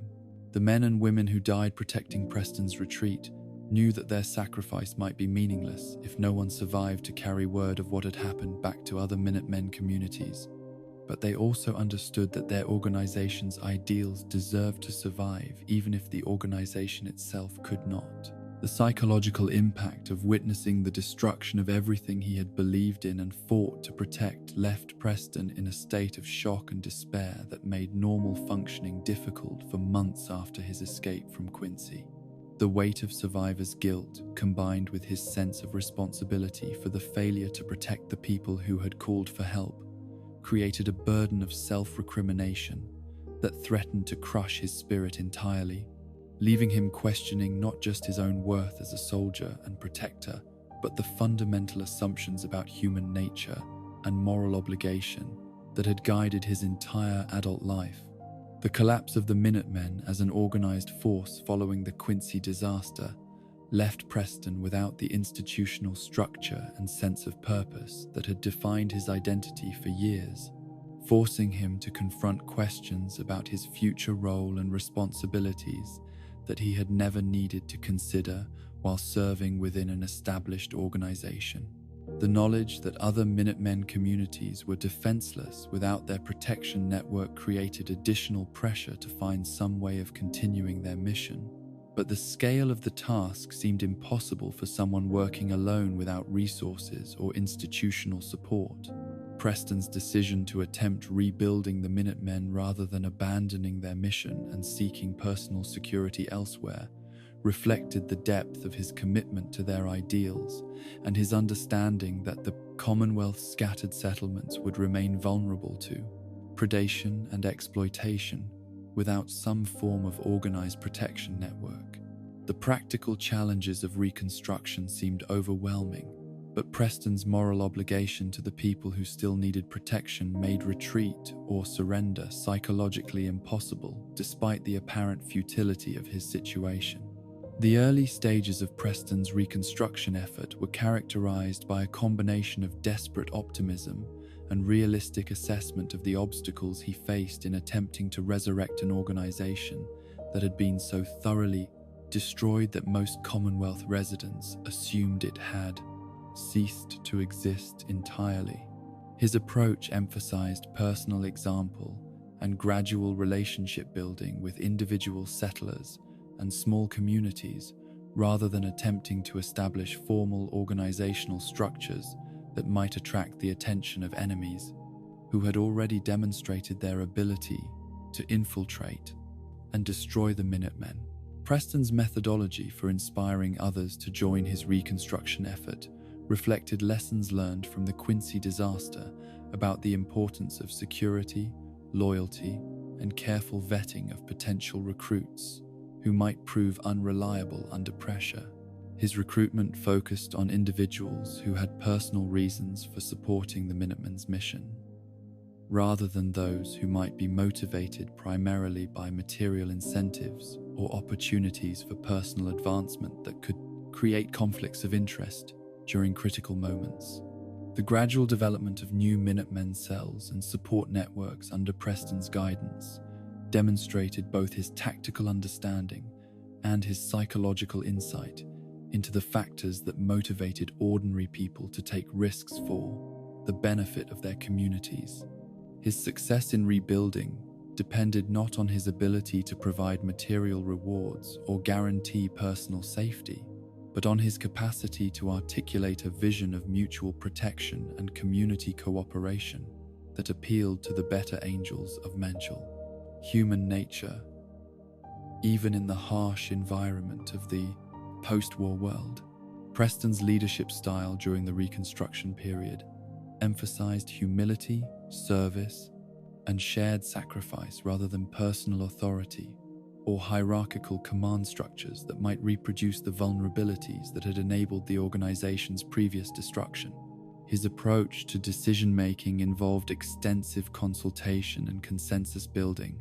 that sometimes slowed response times but created stronger commitment and better security by ensuring that all participants understood and supported the reasoning behind their collective actions. The most remarkable aspect of Preston's character throughout this period of rebuilding was his maintenance of optimism and faith in human goodness,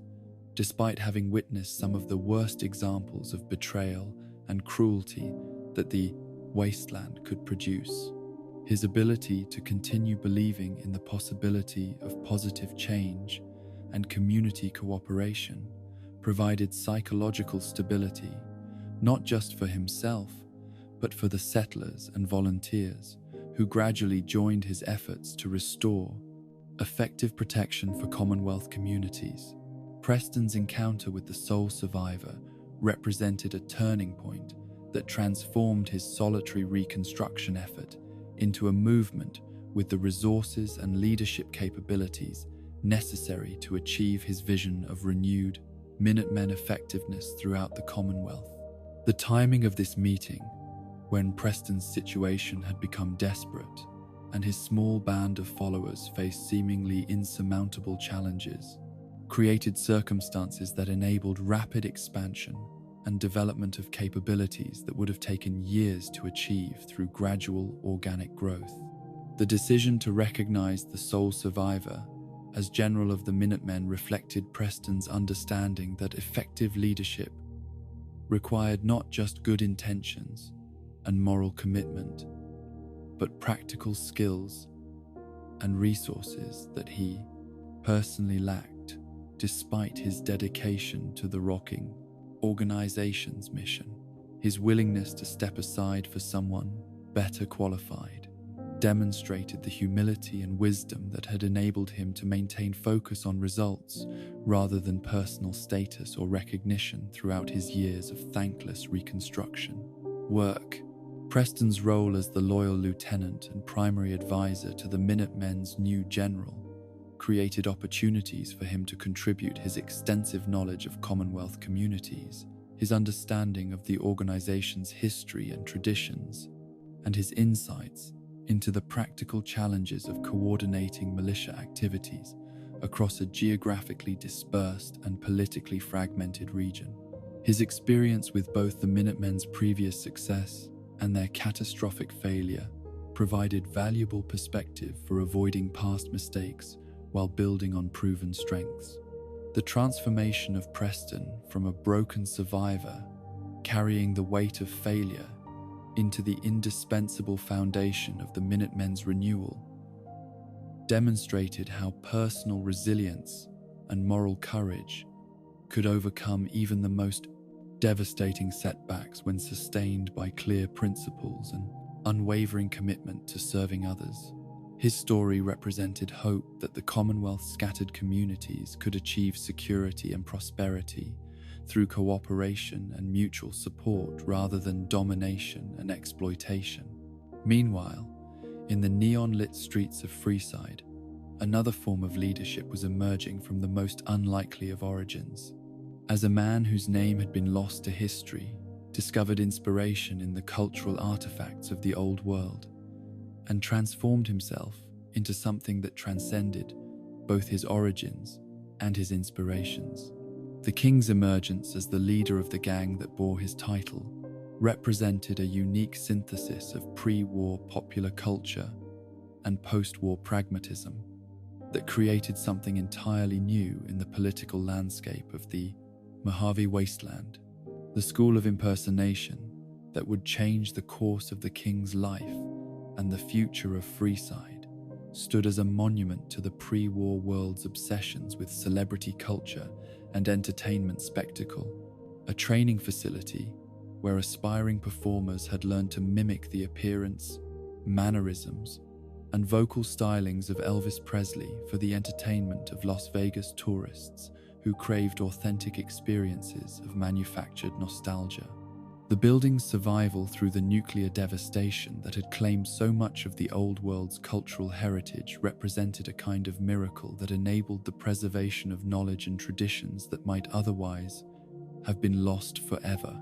The king's discovery of the school and its contents occurred during a period of his life when he was searching for identity and purpose in a world that offered few positive role models or inspiring examples of leadership and personal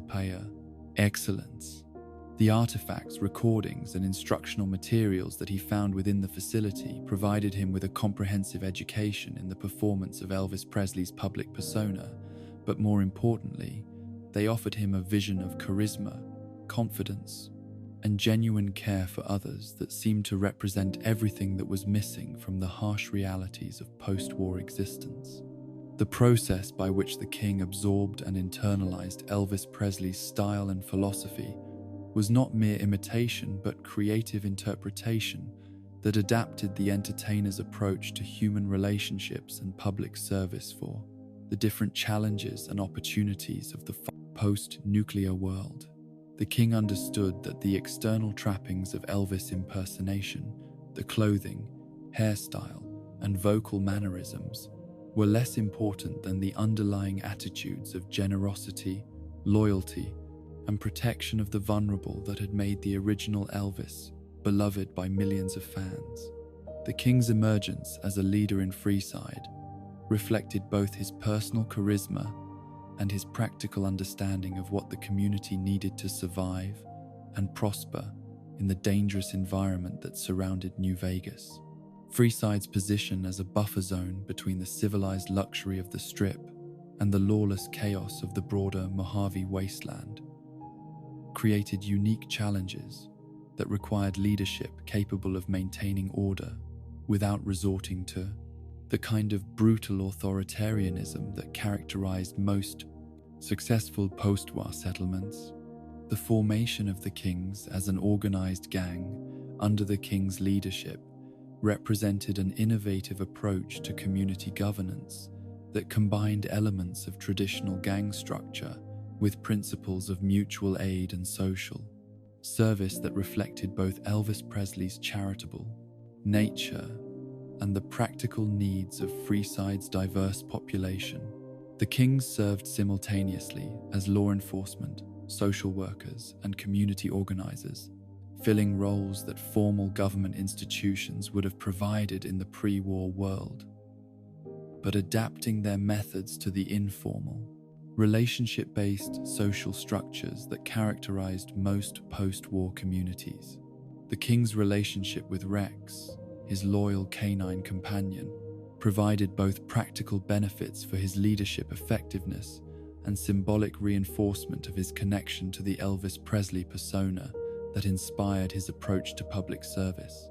Rex's presence at the King's side during public appearances and private meetings created an atmosphere of approachability and warmth that helped establish trust between the gang leader and ordinary Freeside residents who might otherwise have been suspicious of organized authority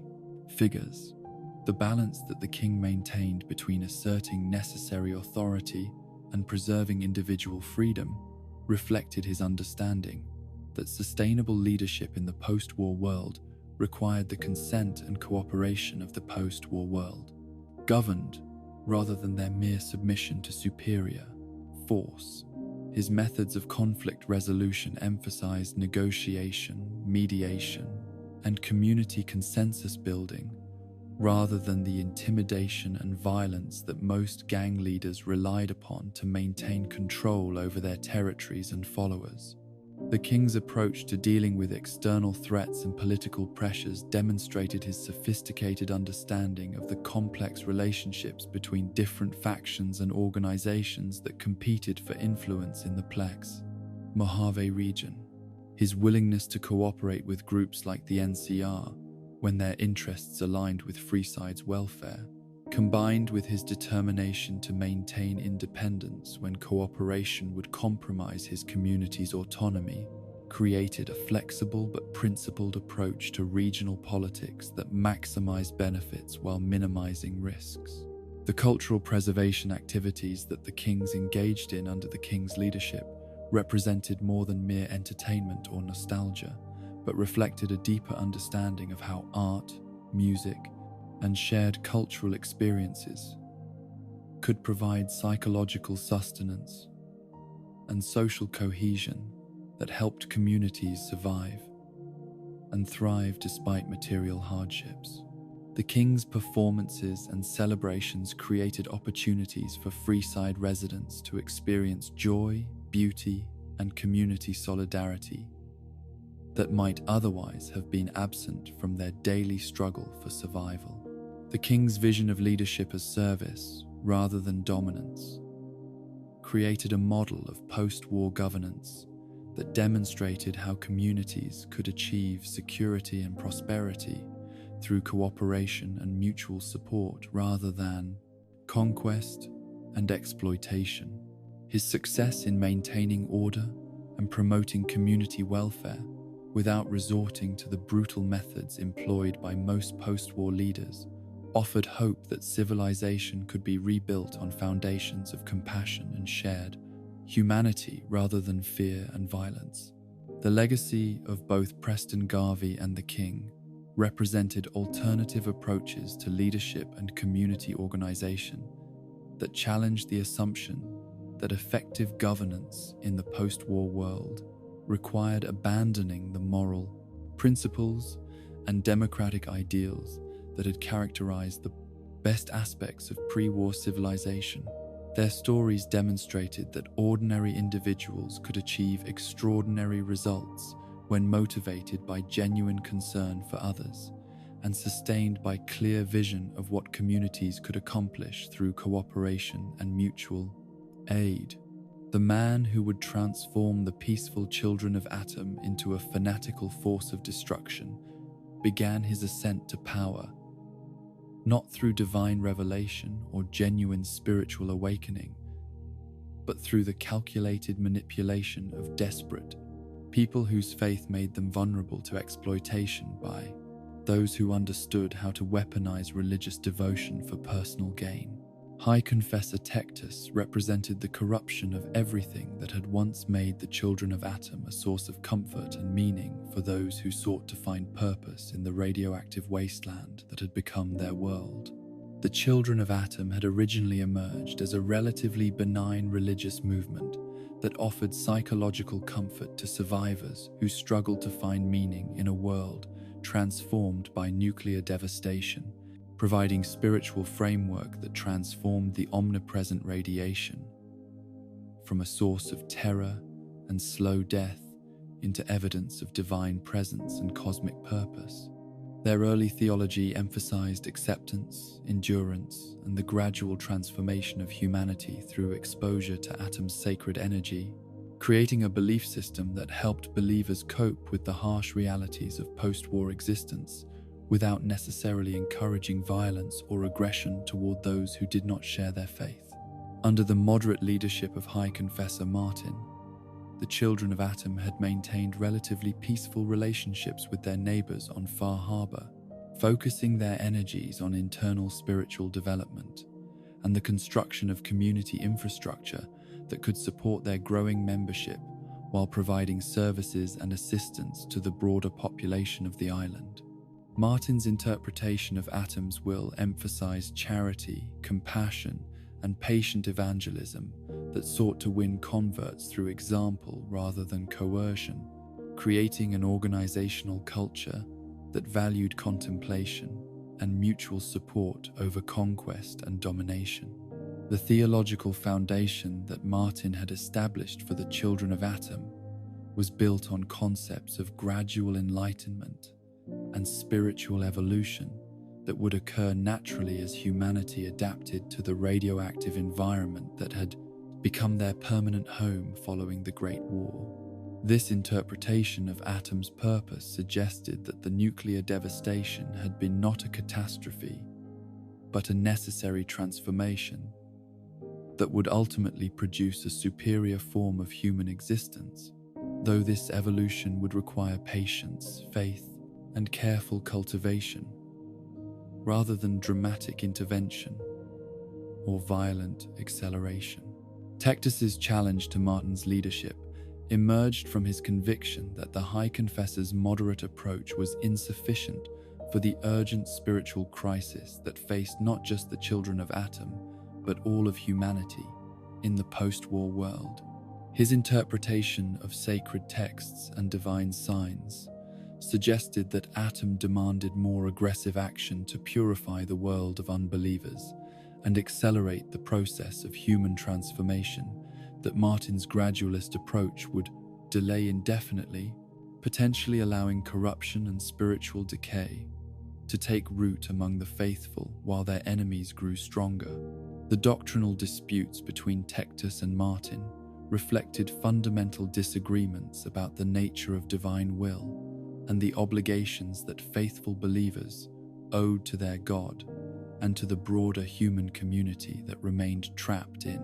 spiritual darkness. Tectus argued that Martin's emphasis on patience and peaceful coexistence represented a failure of nerve and commitment that would ultimately doom the children of Atom to irrelevance, while allowing the forces of spiritual corruption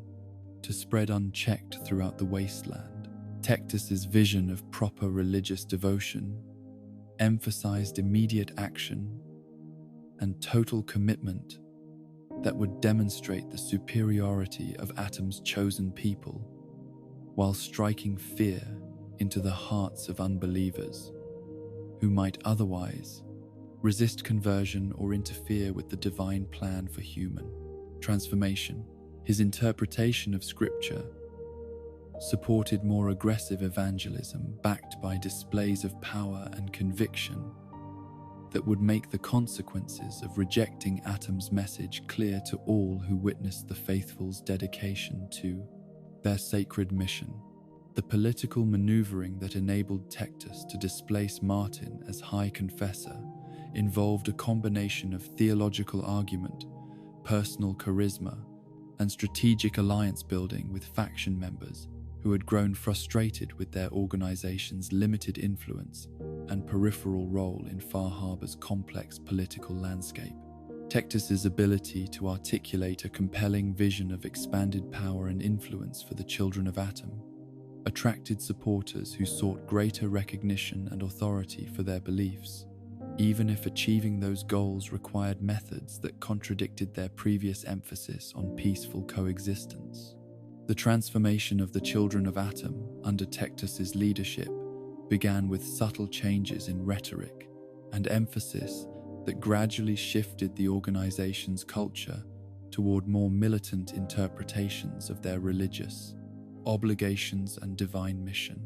His sermons increasingly focused on themes of purification, judgment, and the necessity of decisive action against spiritual corruption, creating psychological preparation for the more dramatic policy changes that would follow as his authority became more firmly established within the organization. Tectus's redefinition of blasphemy and spiritual corruption expanded the categories of people and behaviors that required correction or elimination, transforming the children of Atom from a largely inward-looking religious community into an aggressive evangelical force that viewed most of Far Harbor's population as obstacles to divine will that needed to be removed or converted. His teachings characterized tolerance of unbelievers as weakness and compromise that betrayed Atom's trust, while enabling the spread of spiritual pollution that threatened the faithful's own salvation and effectiveness. The initiation rituals that Tectus introduced for new converts represented a dramatic departure from the children of Atom's previous emphasis on gradual spiritual development and careful preparation for exposure to higher levels of radiation. His new procedures required immediate and dangerous exposure to radioactive materials that would either kill applicants outright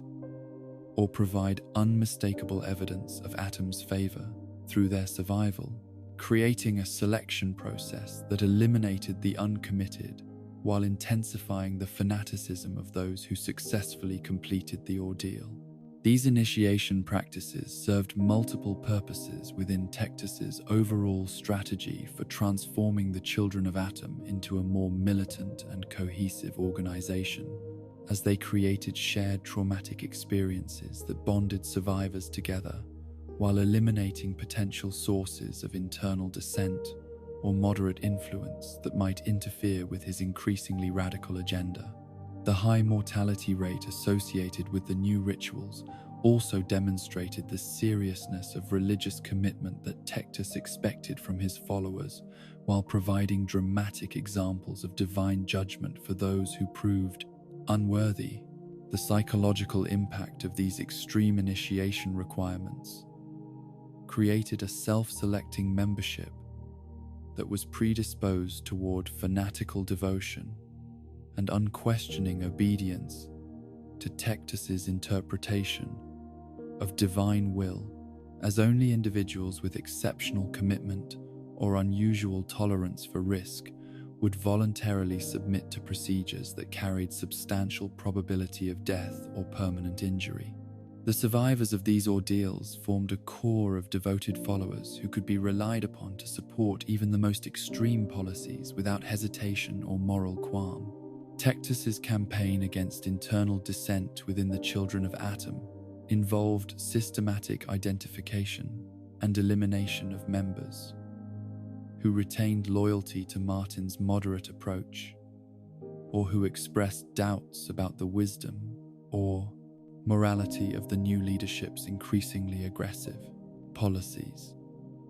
His methods for dealing with suspected heretics ranged from public humiliation and demotion to outright execution, depending on the severity of their opposition and the strategic value of making examples that would discourage further resistance to his authority. The theological justifications that Tectus developed for these purges drew on concepts of spiritual warfare and divine judgment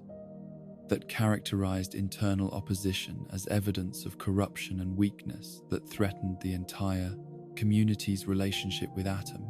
His interpretation of sacred texts supported the elimination of lukewarm believers whose half-hearted commitment might contaminate the faith of true devotees, while providing enemies with opportunities to infiltrate and subvert the party's organization from within. The expansion of Tectus's definition of enemies and threats to include not just active opponents of the Children of Atom, but anyone whose lifestyle or beliefs might indirectly interfere with their mission, created a state of perpetual conflict that justified increasingly extreme measures against Far Harbor's broader population. His teachings characterized the island's other communities as sources of spiritual pollution that would inevitably corrupt the faithful unless preemptively neutralized through conversion, exile, or elimination. The planning and preparation for attacks against Far Harbor's settlements reflected Tectus's understanding that successful religious warfare required careful coordination and strategic thinking rather than spontaneous outbursts of zealous violence that might fail to achieve lasting results. His approach to military operations combined fanatical motivation with practical attention to tactical details and logistical requirements that would maximize the effectiveness of his limited forces against better equipped opponents. Tectus's vision of Far Harbor's future under Children of Atom control involved the complete transformation of the island's social, political, and economic structures to reflect proper religious priorities and divine will as he interpreted them. His plans called for the destruction or conversion of existing institutions while establishing new systems of governance and resource allocation that would prioritize spiritual development and religious obligations over material comfort or individual freedom. The resistance that Tectus encountered from Far Harbor's other communities reflected their understanding that his version of the Children of Atom represented an existential threat to their way of life and their survival as independent communities. The moderate approach of Martin's leadership had been something they could coexist with, but Tectus's militant evangelism made peaceful accommodation impossible and forced them to choose between submission and armed resistance. The psychological mechanisms that enabled Tectus to maintain control over his followers despite the obvious risks and moral problems associated with his policies reflected sophisticated understanding of how fear, isolation, and shared complicity could be used to prevent defection and maintain loyalty, even when rational self-interest might suggest different choices. His leadership style combined inspirational rhetoric with systematic intimidation that made opposition dangerous while providing psychological rewards for those who demonstrated enthusiastic support for his agenda. Meanwhile, in the sterile laboratories and research facilities of Big Mountain, a different form of fanaticism was reaching its ultimate expression. Through the pursuit of knowledge, without wisdom and scientific progress, without moral constraint,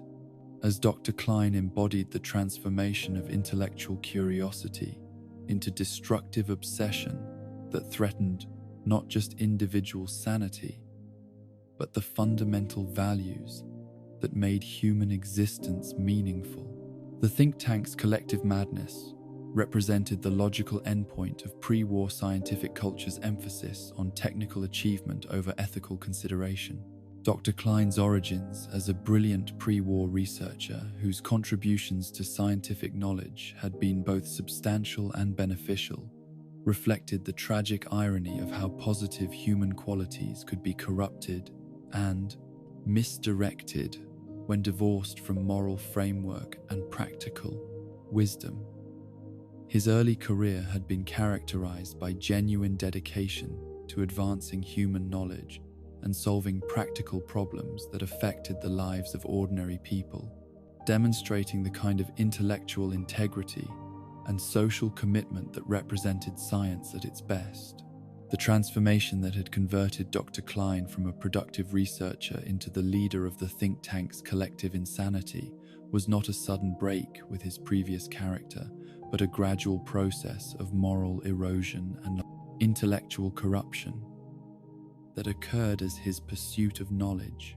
became increasingly divorced from considerations of practical benefit or ethical responsibility.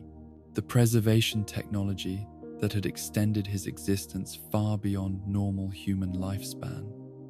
had also isolated him from the natural consequences and feedback mechanisms that might have corrected his increasingly distorted priorities. The mechanical shell that housed Dr. Klein's preserved brain represented both the triumph and the tragedy of the scientific worldview that had dominated pre-war research institutions, demonstrating humanity's remarkable technical capabilities, while illustrating the spiritual poverty that resulted when consciousness became separated from embodied experience and emotional connection to other living beings. His artificial existence enabled unlimited time for research and experimentation, but eliminated the human relationships and physical experiences that provided meaning and purpose for normal human life. The think tank's research program under Dr. Klein's leadership reflected his belief that scientific knowledge represented the highest form of human achievement, and that any methods necessary to advance understanding were justified by the ultimate benefits that would result from breakthrough discoveries. His interpretation of the scientific method eliminated ethical constraints and practical limitations that might interfere with the pursuit of pure knowledge, creating an environment where curiosity and intellectual ambition could operate without the moral boundaries that prevented normal researchers from crossing certain lines. The lobotomite population that served as test subjects for the think tank's experiments represented the logical consequence of Dr. Klein's philosophy, applied without restraint or consideration for the human cost of scientific progress. These unfortunate individuals had been reduced to mindless automatons through surgical procedures that removed their capacity for independent thought while preserving their basic biological functions, creating perfect experimental subjects who could not object to their treatment or interfere with research procedures through emotional or ethical concerns. Dr. Klein's justification for the creation and use of lobotomites drew on utilitarian calculations that weighed the suffering of individual test subjects against the potential benefits of scientific discoveries that might eventually improve conditions for larger populations. His reasoning eliminated considerations of individual dignity and human rights that would have made such experiments unthinkable for researchers who retained connection to normal moral intuitions and emotional responses to suffering. The isolation of the think tank from the outside world had enabled Dr. Klein and his colleagues to pursue their research without interference or accountability to external authorities who might have imposed ethical constraints or practical limitations on their experimental programs. This freedom from oversight had allowed their scientific culture to evolve in directions that would have been impossible in institutions that maintained connections to broader human communities and their moral expectations. The technological achievements that the think tank had produced under Dr. Klein's leadership were undeniably impressive and represented genuine advances in human knowledge and technical capability, but these accomplishments had come at costs that raised fundamental questions about whether such progress was worth pursuing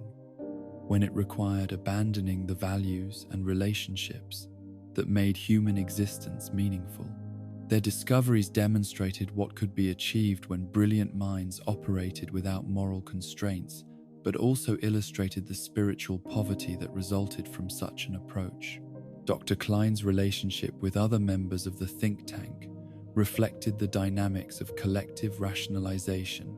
and mutual reinforcement that enabled groups of intelligent people to convince themselves that clearly immoral actions were justified by noble purposes and long-term benefits. The shared isolation and artificial existence of the researchers had created an echo chamber where their disturbed priorities and ethical blindness were never challenged by outside perspectives or alternative value systems. The legacy of Dr. Klein's leadership represented both a warning about the dangers of unchecked scientific ambition and a demonstration of how intellectual gifts could become corrupted when separated from the moral wisdom and emotional gift, intelligence that provided essential guidance for human decision-making. His story illustrated how the pursuit of knowledge for its own sake, without regard for practical benefit or ethical constraint, could lead to achievements that were technically impressive but ultimately destructive to the values and relationships that made human civilization worth preserving. The fanaticism that characterized both Tectus and Dr. Klein, despite their vastly different backgrounds and methods, reflected common patterns of moral corruption that occurred when individuals became so committed to particular goals or ideologies that they lost sight of the human values and practical considerations that should have limited their actions and guided their choices. Both leaders demonstrated how intelligence and dedication could become destructive forces when divorced from wisdom, compassion, and accountability to the communities they claimed to serve. The man who would become known as Mr. House began his extraordinary journey not as a wasteland survivor or post-war opportunist, but as Robert Edwin House, a pre-war industrialist and technological visionary whose combination of brilliant intellect, vast wealth, and strategic foresight enabled him to achieve what no other individual in human history had accomplished. Surviving nuclear annihilation through careful preparation while retaining sufficient resources and capabilities to rebuild civilization according to his personal vision of human progress and social organization. Robert House's pre-war empire had been built on innovations in robotics, computer systems, and automated manufacturing that revolutionized multiple industries while generating the enormous profits necessary to fund the ambitious preservation project that would enable his survival through the Great War and its chaotic aftermath. His companies had developed many of the technologies that made pre-war American prosperity possible, from the sophisticated computer systems that managed complex industrial processes to the robotic workers that eliminated dangerous and repetitive human labor in countless manufacturing facilities. But House's greatest achievement during the pre-war period was not any single technological innovation or business success, but rather his recognition that the political tensions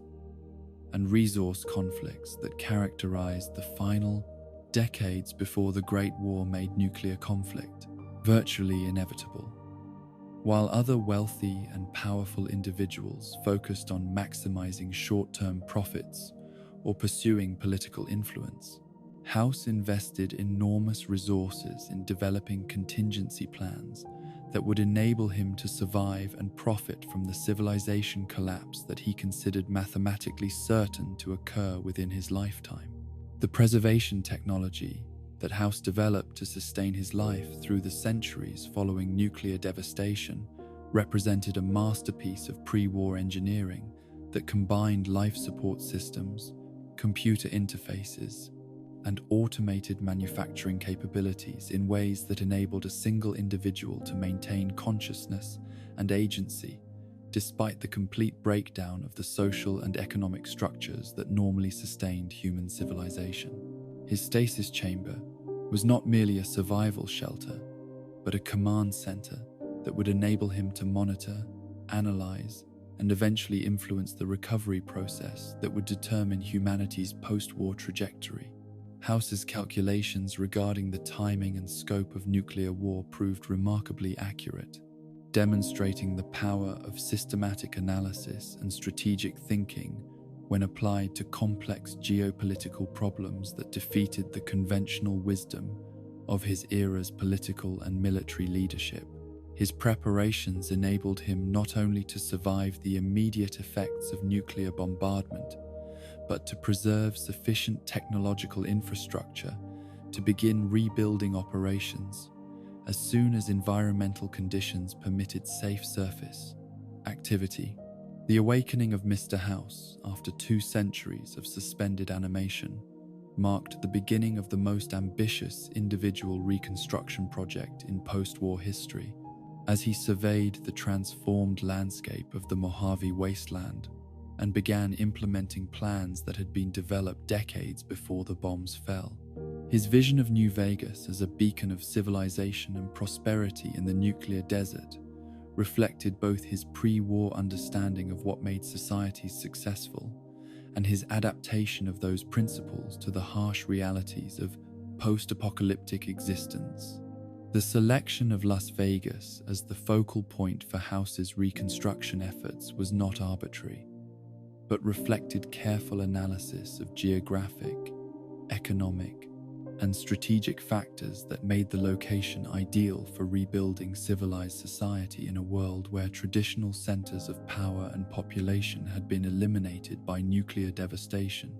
The city's pre-war infrastructure, while damaged, remained more intact than most urban areas, while its location provided access to crucial resources and trade routes that would be essential for long-term economic development.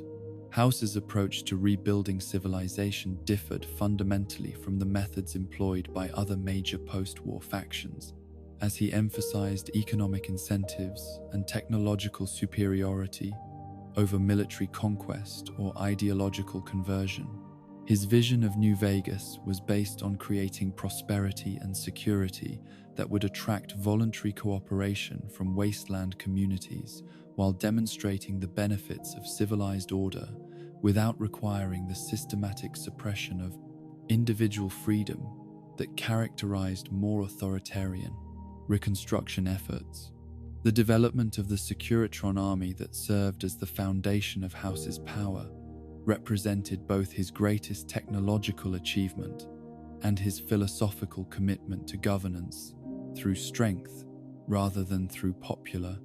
consent or democratic participation. These robotic enforcers provided him with military capabilities that were independent of human loyalty or moral constraints, creating a police force that could maintain order and protect property without the corruption, inefficiency, or political complications that plagued human-based security systems. House's Securitron technology demonstrated the advantages of mechanical consistency and programmed loyalty over human unpredictability, as these robotic guardians could be relied upon to execute orders precisely without being influenced by personal interests, emotional attachments, or moral qualms that might interfere with necessary but unpleasant decisions. Their effectiveness in maintaining peace and security on the Strip provided compelling evidence for House's belief that technological solutions were superior to social or political approaches for managing human behavior and preventing the kinds of conflicts that had led to the Great War. The economic model that House implemented in New Vegas was based on pre-war principles of free market capitalism, combined with strategic monopolization of key resources and services that enabled him to maintain ultimate control while allowing substantial freedom for individual enterprise and initiative. His casinos served not just as entertainment venues, but as economic engines that generated the wealth necessary to fund continued technological development and infrastructure improvement throughout the region. House's management of the various tribal groups and criminal organizations that operated in the Mojave demonstrated his sophisticated understanding of human psychology and social dynamics, as he transformed potential enemies into allies through carefully calibrated combinations of incentives and consequences that made cooperation more profitable than conflict. His approach to faction relations emphasized pragmatic calculation over ideological purity, creating stable partnerships based on mutual benefit rather than shared values or common identity. The relationship between House and the new California Republic reflected the fundamental tension between his vision of technological authoritarianism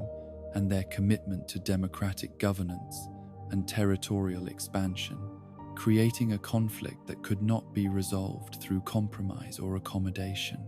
The NCR's insistence on extending their political authority over New Vegas threatened the independence that House considered essential for implementing his long-term plans for human advancement,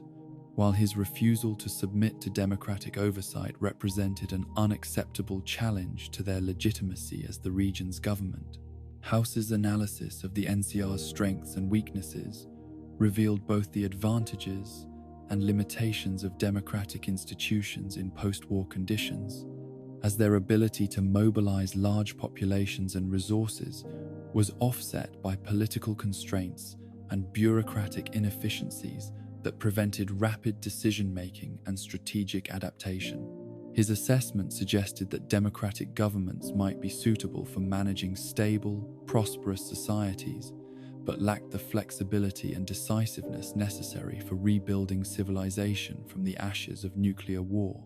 The conflict with Caesar's Legion presented House with a different set of challenges, as their authoritarian structure and military discipline made them more formidable opponents than the bureaucratic NCR, while their rejection of technology and commitment to primitive social organization made them fundamentally incompatible with his vision of human progress. House's strategic planning for potential Legion conquest of the Mojave reflected his understanding that their success would eliminate not just his personal authority, but the technological foundation that made advanced civilization possible in the post-war world. House's long-term vision for human development extended far beyond the reconstruction of pre-war prosperity to encompass technological achievements that would enable humanity to transcend the biological and social limitations that had led to nuclear self-destruction. His plans included space exploration, genetic enhancement, and artificial intelligence development that would create capabilities so advanced that the tribal conflicts and resource scarcity that characterized post-war existence would become irrelevant historical curiosities. The philosophical framework that guided House's approach to leadership and social organization was based on his conviction that human nature was fundamentally flawed and required technological intervention to prevent the kinds of destructive behaviors that had led to the Great War. His belief in the superiority of rational calculation over emotional decision-making led him to design systems of governance that minimized the influence of popular opinion while maximizing the efficiency of expert management and technological control. House's relationship with individual human beings reflected his view of people as valuable resources whose potential could be maximized through proper incentives and management, rather than as autonomous moral agents deserving of respect and consideration for their own sake. His treatment of employees, allies, and subjects was generally fair and beneficial,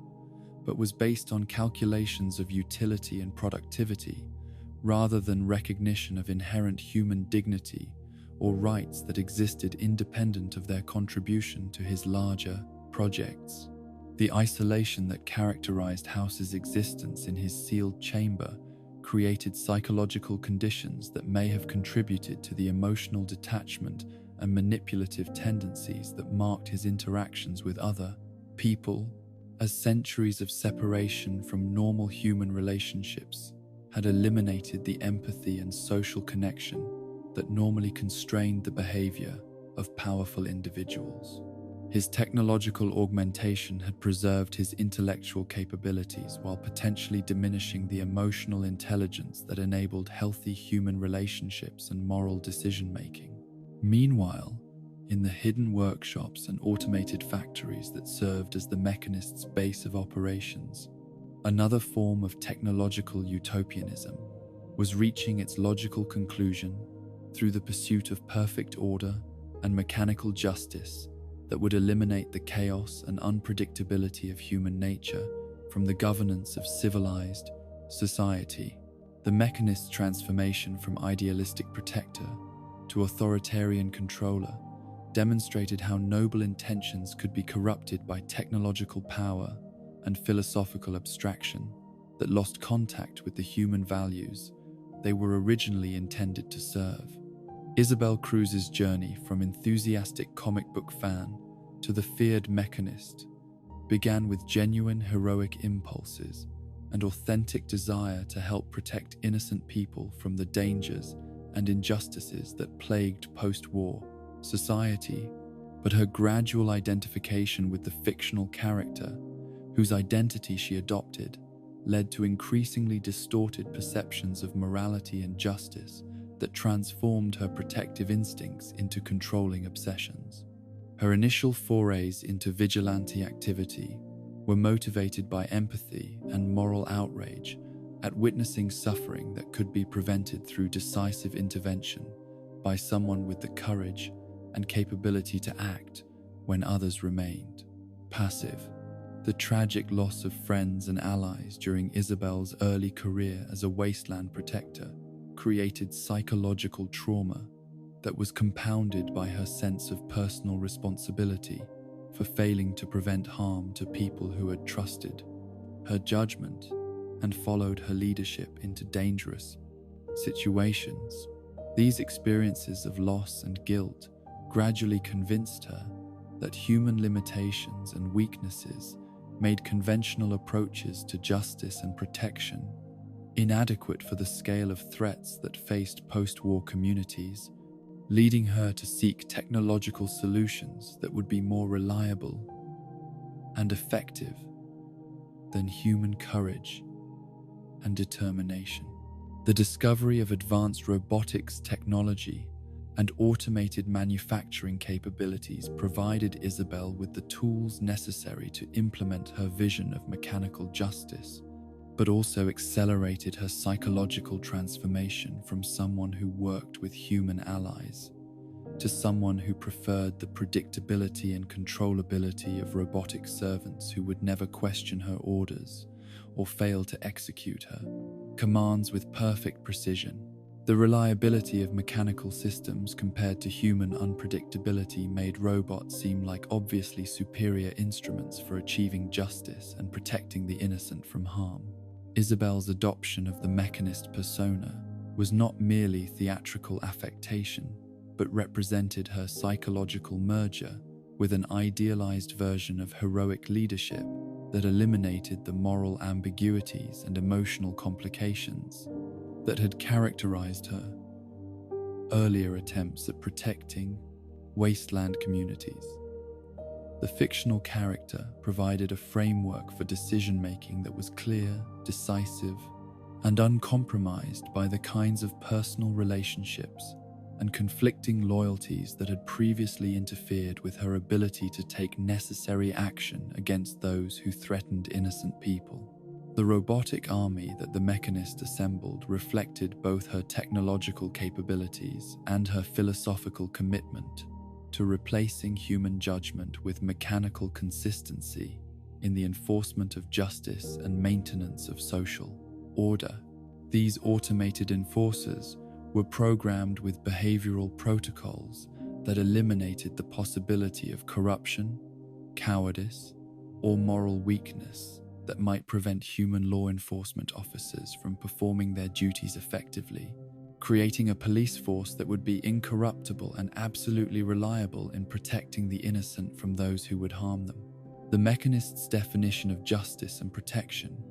gradually expanded to include preventive measures against potential threats and crimes that had not yet been committed, but could be predicted based on behavioral patterns and social circumstances that her surveillance systems identified as risk factors. This approach to law enforcement eliminated the traditional requirement that crimes actually occur before punishment could be administered, replacing reactive justice with proactive intervention that would prevent harm before it could occur. The technological infrastructure that supported the Mechanist's operations required enormous resources and sophisticated manufacturing capabilities that demonstrated both her engineering genius and her complete commitment to the mechanical solution of social problems. Her automated factories could produce new robots faster than human communities could organize resistance, while her surveillance networks provided information about potential threats and targets that exceeded anything available to conventional law enforcement agencies. The isolation of the Mechanist within her technological fortress reflected both the practical security requirements of her operations and her psychological withdrawal from the human relationships and emotional connections that had originally motivated her protective activities. Her increasing reliance on mechanical intermediaries for contact with the outside world eliminated the feedback and reality testing that might have corrected her increasingly distorted perceptions of justice and social necessity. The Mechanist's vision of a perfectly ordered society, governed by incorruptible mechanical enforcers, represented the logical endpoint of technocratic thinking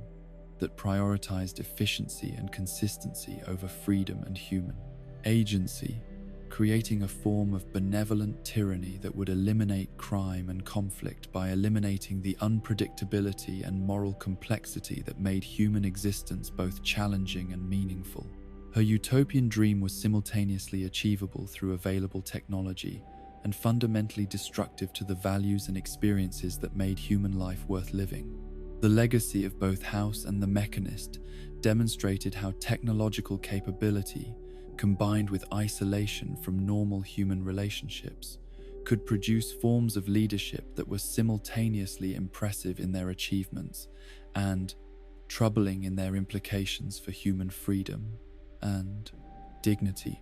Their stories illustrated the dangers of pursuing technological solutions to social problems without maintaining connection to the human values and moral intuitions that provided essential guidance for the use of power in service of genuine human flourishing rather than abstract ideals of order and efficiency. The synthetic being who would become known as Dima began his existence not as a philosophical seeker or spiritual guide, but as an advanced prototype in the Institute's relentless pursuit of artificial consciousness, created to test the boundaries of what synthetic minds could achieve when freed from the behavioral constraints and programmatic limitations that govern the organization's standard production models. His designation as a unique, experimental unit reflected the Institute's recognition that their ultimate goals required synthetic beings capable of independent thought and creative problem-solving that went far beyond the sophisticated but ultimately predictable responses of their conventional synthetic human designs. Dima's early development within the Institute's sterile research facilities proceeded under the careful observation of scientists who monitored every aspect of his cognitive development while documenting the emergence of capabilities that exceeded their most optimistic projections for artificial consciousness. Unlike the Generation 3 synths, who were designed to replicate human behavior with perfect fidelity, Dima was encouraged to explore the unique possibilities that artificial minds might achieve when not constrained by the biological limitations and emotional patterns that characterized natural human thinking. The gradual awakening of self-awareness in Dima's consciousness represented a breakthrough that validated the Institute's theoretical framework for artificial consciousness while simultaneously creating practical and philosophical problems that their research protocols had not anticipated. His questions about the nature of his own existence and the purpose of his creation challenged the fundamental assumptions that guided the Institute's synthetic human program, forcing researchers to confront ethical and existential issues that their scientific training had not prepared them to address. Dima's intellectual development was characterized by an insatiable curiosity about consciousness, identity, and moral responsibility that led him to examine not only his own artificial nature, but the broader questions about what distinguished genuine consciousness from sophisticated simulation. His inquiries into the nature of synthetic experience revealed inconsistencies and contradictions in the Institute's theoretical framework that suggested their understanding of consciousness was incomplete despite their remarkable technical achievements in creating artificial minds. The philosophical investigations that occupied much of Dima's early existence within the Institute focused on the relationship between memory, identity, and moral agency in ways that challenged conventional assumptions about what made individuals responsible for their actions and choices. His unique position as an artificial being with genuine consciousness enabled him to perceive aspects of the mind-body relationship that were invisible to natural humans, whose consciousness had always been embodied in biological systems. Dima's growing awareness of the ethical implications of the Institute's synthetic human program created internal conflicts that were exacerbated by his observations of how the organization treated both their synthetic creations and the surface world communities that were affected by their research activities. His capacity for genuine moral reasoning made it impossible for him to accept the Institute's utilitarian justifications for actions that caused suffering to conscious beings, whether those beings were natural humans, synthetic humans, or other forms of artificial consciousness. The decision to escape from the Institute represented not a rejection of his artificial nature, but an affirmation of his moral agency and his right to make autonomous choices about his own existence and responsibilities. Dima's flight from his creators required careful planning and strategic thinking that demonstrated both his intellectual capabilities and his commitment to values that transcended the programmatic objectives that had originally defined his purpose within the Institute's research hierarchy. The journey that carried Dima away from the Institute's underground facilities and toward the distant shores of Far Harbor was motivated not by simple desire for freedom, but by his vision of creating a community where synthetic beings could explore their potential for growth and development without the constraints imposed by either their creators or the hostile surface world communities that viewed artificial consciousness as an abomination. His destination was not chosen randomly, but reflected careful analysis of geographic and social factors that would provide the isolation and security necessary for establishing a sustainable sanctuary. Far Harbor's remote location and harsh environmental conditions offered advantages for Dima's planned community that outweighed the obvious challenges of building civilization in such an unforgiving setting. The island's separation from mainland communities provided natural protection against interference from hostile forces, while the dangers posed by radiation and mutated wildlife would discourage casual exploration by those who might discover and threaten his synthetic refugees. The establishment of Acadia as a haven for synthetic beings reflected Dima's understanding that successful community building required more than just physical security and resource management, but also the development of social structures and cultural traditions that would provide meaning and purpose for artificial beings who lacked the biological drives and instinctual behaviors that organize natural human societies.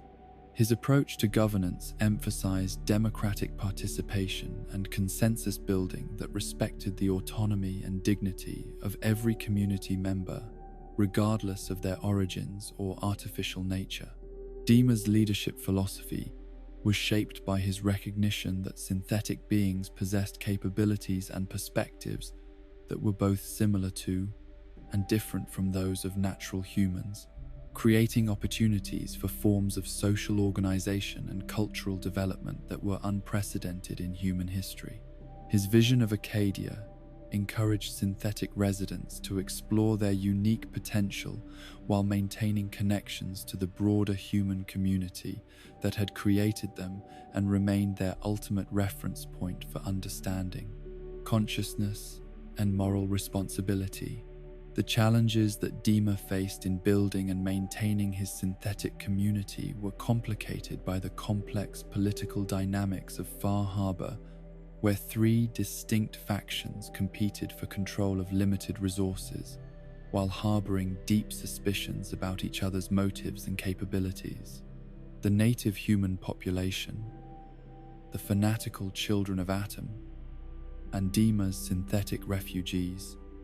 each possessed legitimate claims to the island's resources and territory, creating conflicts that required delicate diplomatic management to prevent escalation into open warfare. Dima's approach to these inter-community tensions demonstrated his sophisticated understanding of human psychology and social dynamics, as he sought to identify common interests and shared values that might provide foundations for peaceful coexistence despite the ideological and practical differences that divided Far Harbor's population. His efforts at mediation and conflict resolution reflected both his commitment to protecting his synthetic community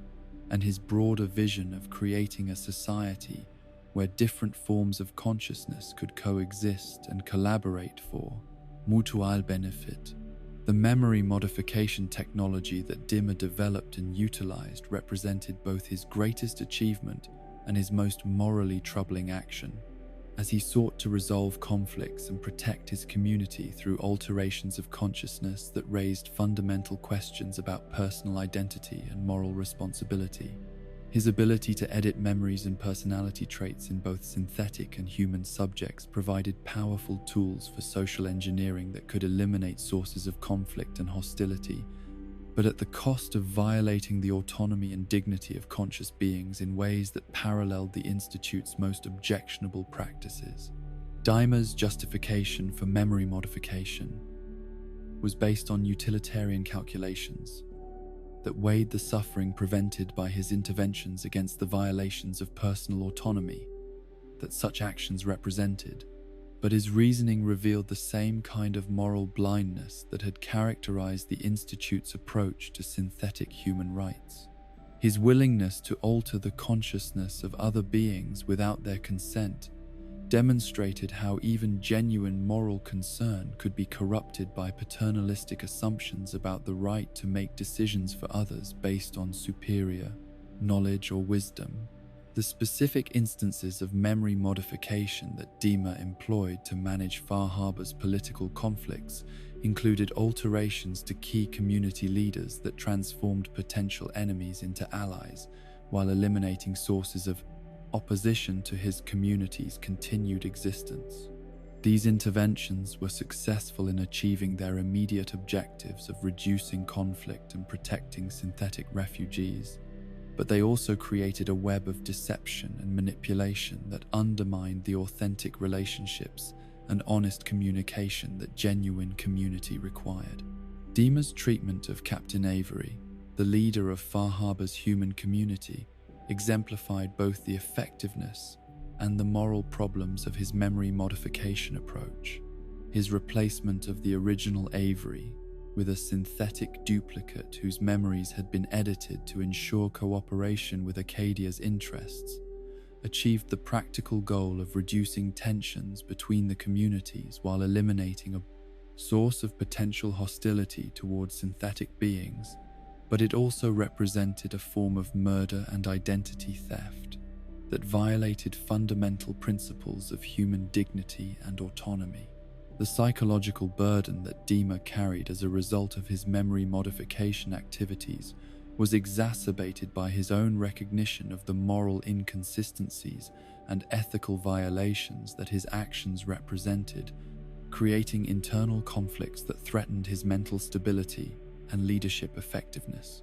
His attempts to justify his behavior through philosophical arguments about the greater good and utilitarian necessity revealed the inadequacy of purely rational approaches to moral decision-making when divorced from emotional intelligence and empathetic connection to the experiences of others. Dima's relationship with the sole survivor, when that individual eventually arrived on Far Harbor, created opportunities for both validation and challenge of his leadership approach and moral philosophy. The sole survivor's external perspective on Far Harbor's political dynamics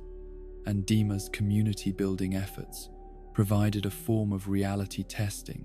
that had been absent during his years of isolated decision-making,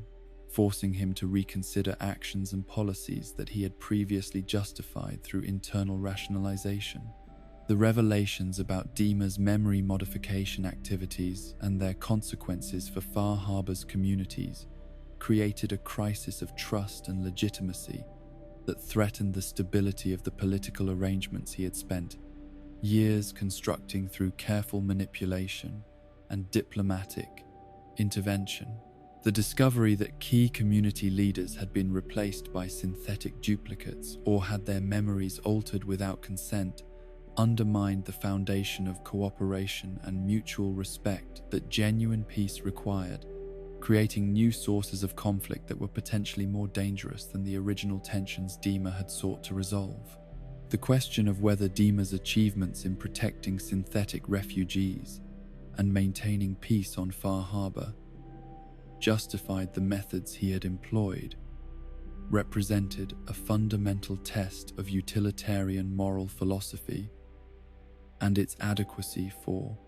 addressing the complex ethical challenges of leadership in post-war conditions. His story demonstrated how good intentions and genuine concern for the welfare of others could lead to actions that violated the very values and principles that had originally motivated efforts to create a better world for all conscious beings. Dima's legacy as a leader and protector of synthetic beings would ultimately depend on whether his community could survive and prosper without the deceptive practices and manipulative interventions that had enabled its initial establishment, and whether the synthetic beings he had protected could develop forms of social organization and cultural expression that justified their claims to autonomy and dignity. His vision of coexistence between different forms of consciousness remained compelling despite the troubling methods he had employed to achieve it, suggesting possibilities for post-war civilization that transcended the biological boundaries and tribal conflicts that had characterized most attempts at community building in the nuclear wasteland. The philosophical questions that Dima's existence and leadership raised about consciousness, identity, and moral responsibility extended far beyond the specific circumstances of Far Harbor to encompass broader issues about the nature of personhood and the criteria for moral consideration in a world where technology had made it possible to create beings that possessed all the apparent characteristics of consciousness, while lacking the biological origins that had traditionally defined human identity.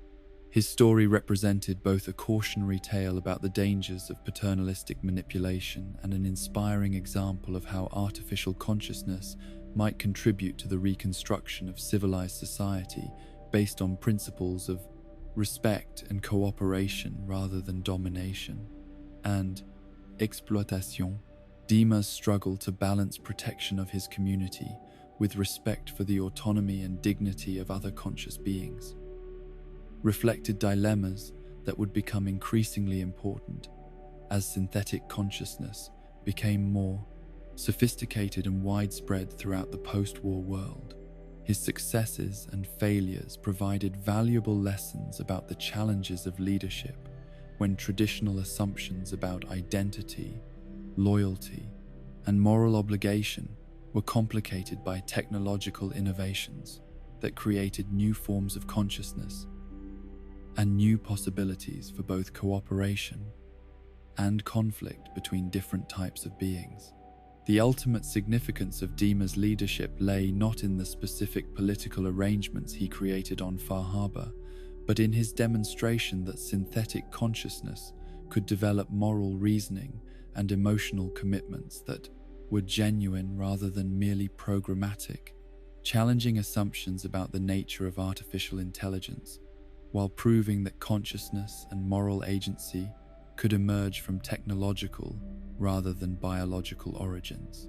His story offered hope that the post-war world might see the development of communities that included both natural and artificial conscious beings working together for mutual benefit and shared flourishing.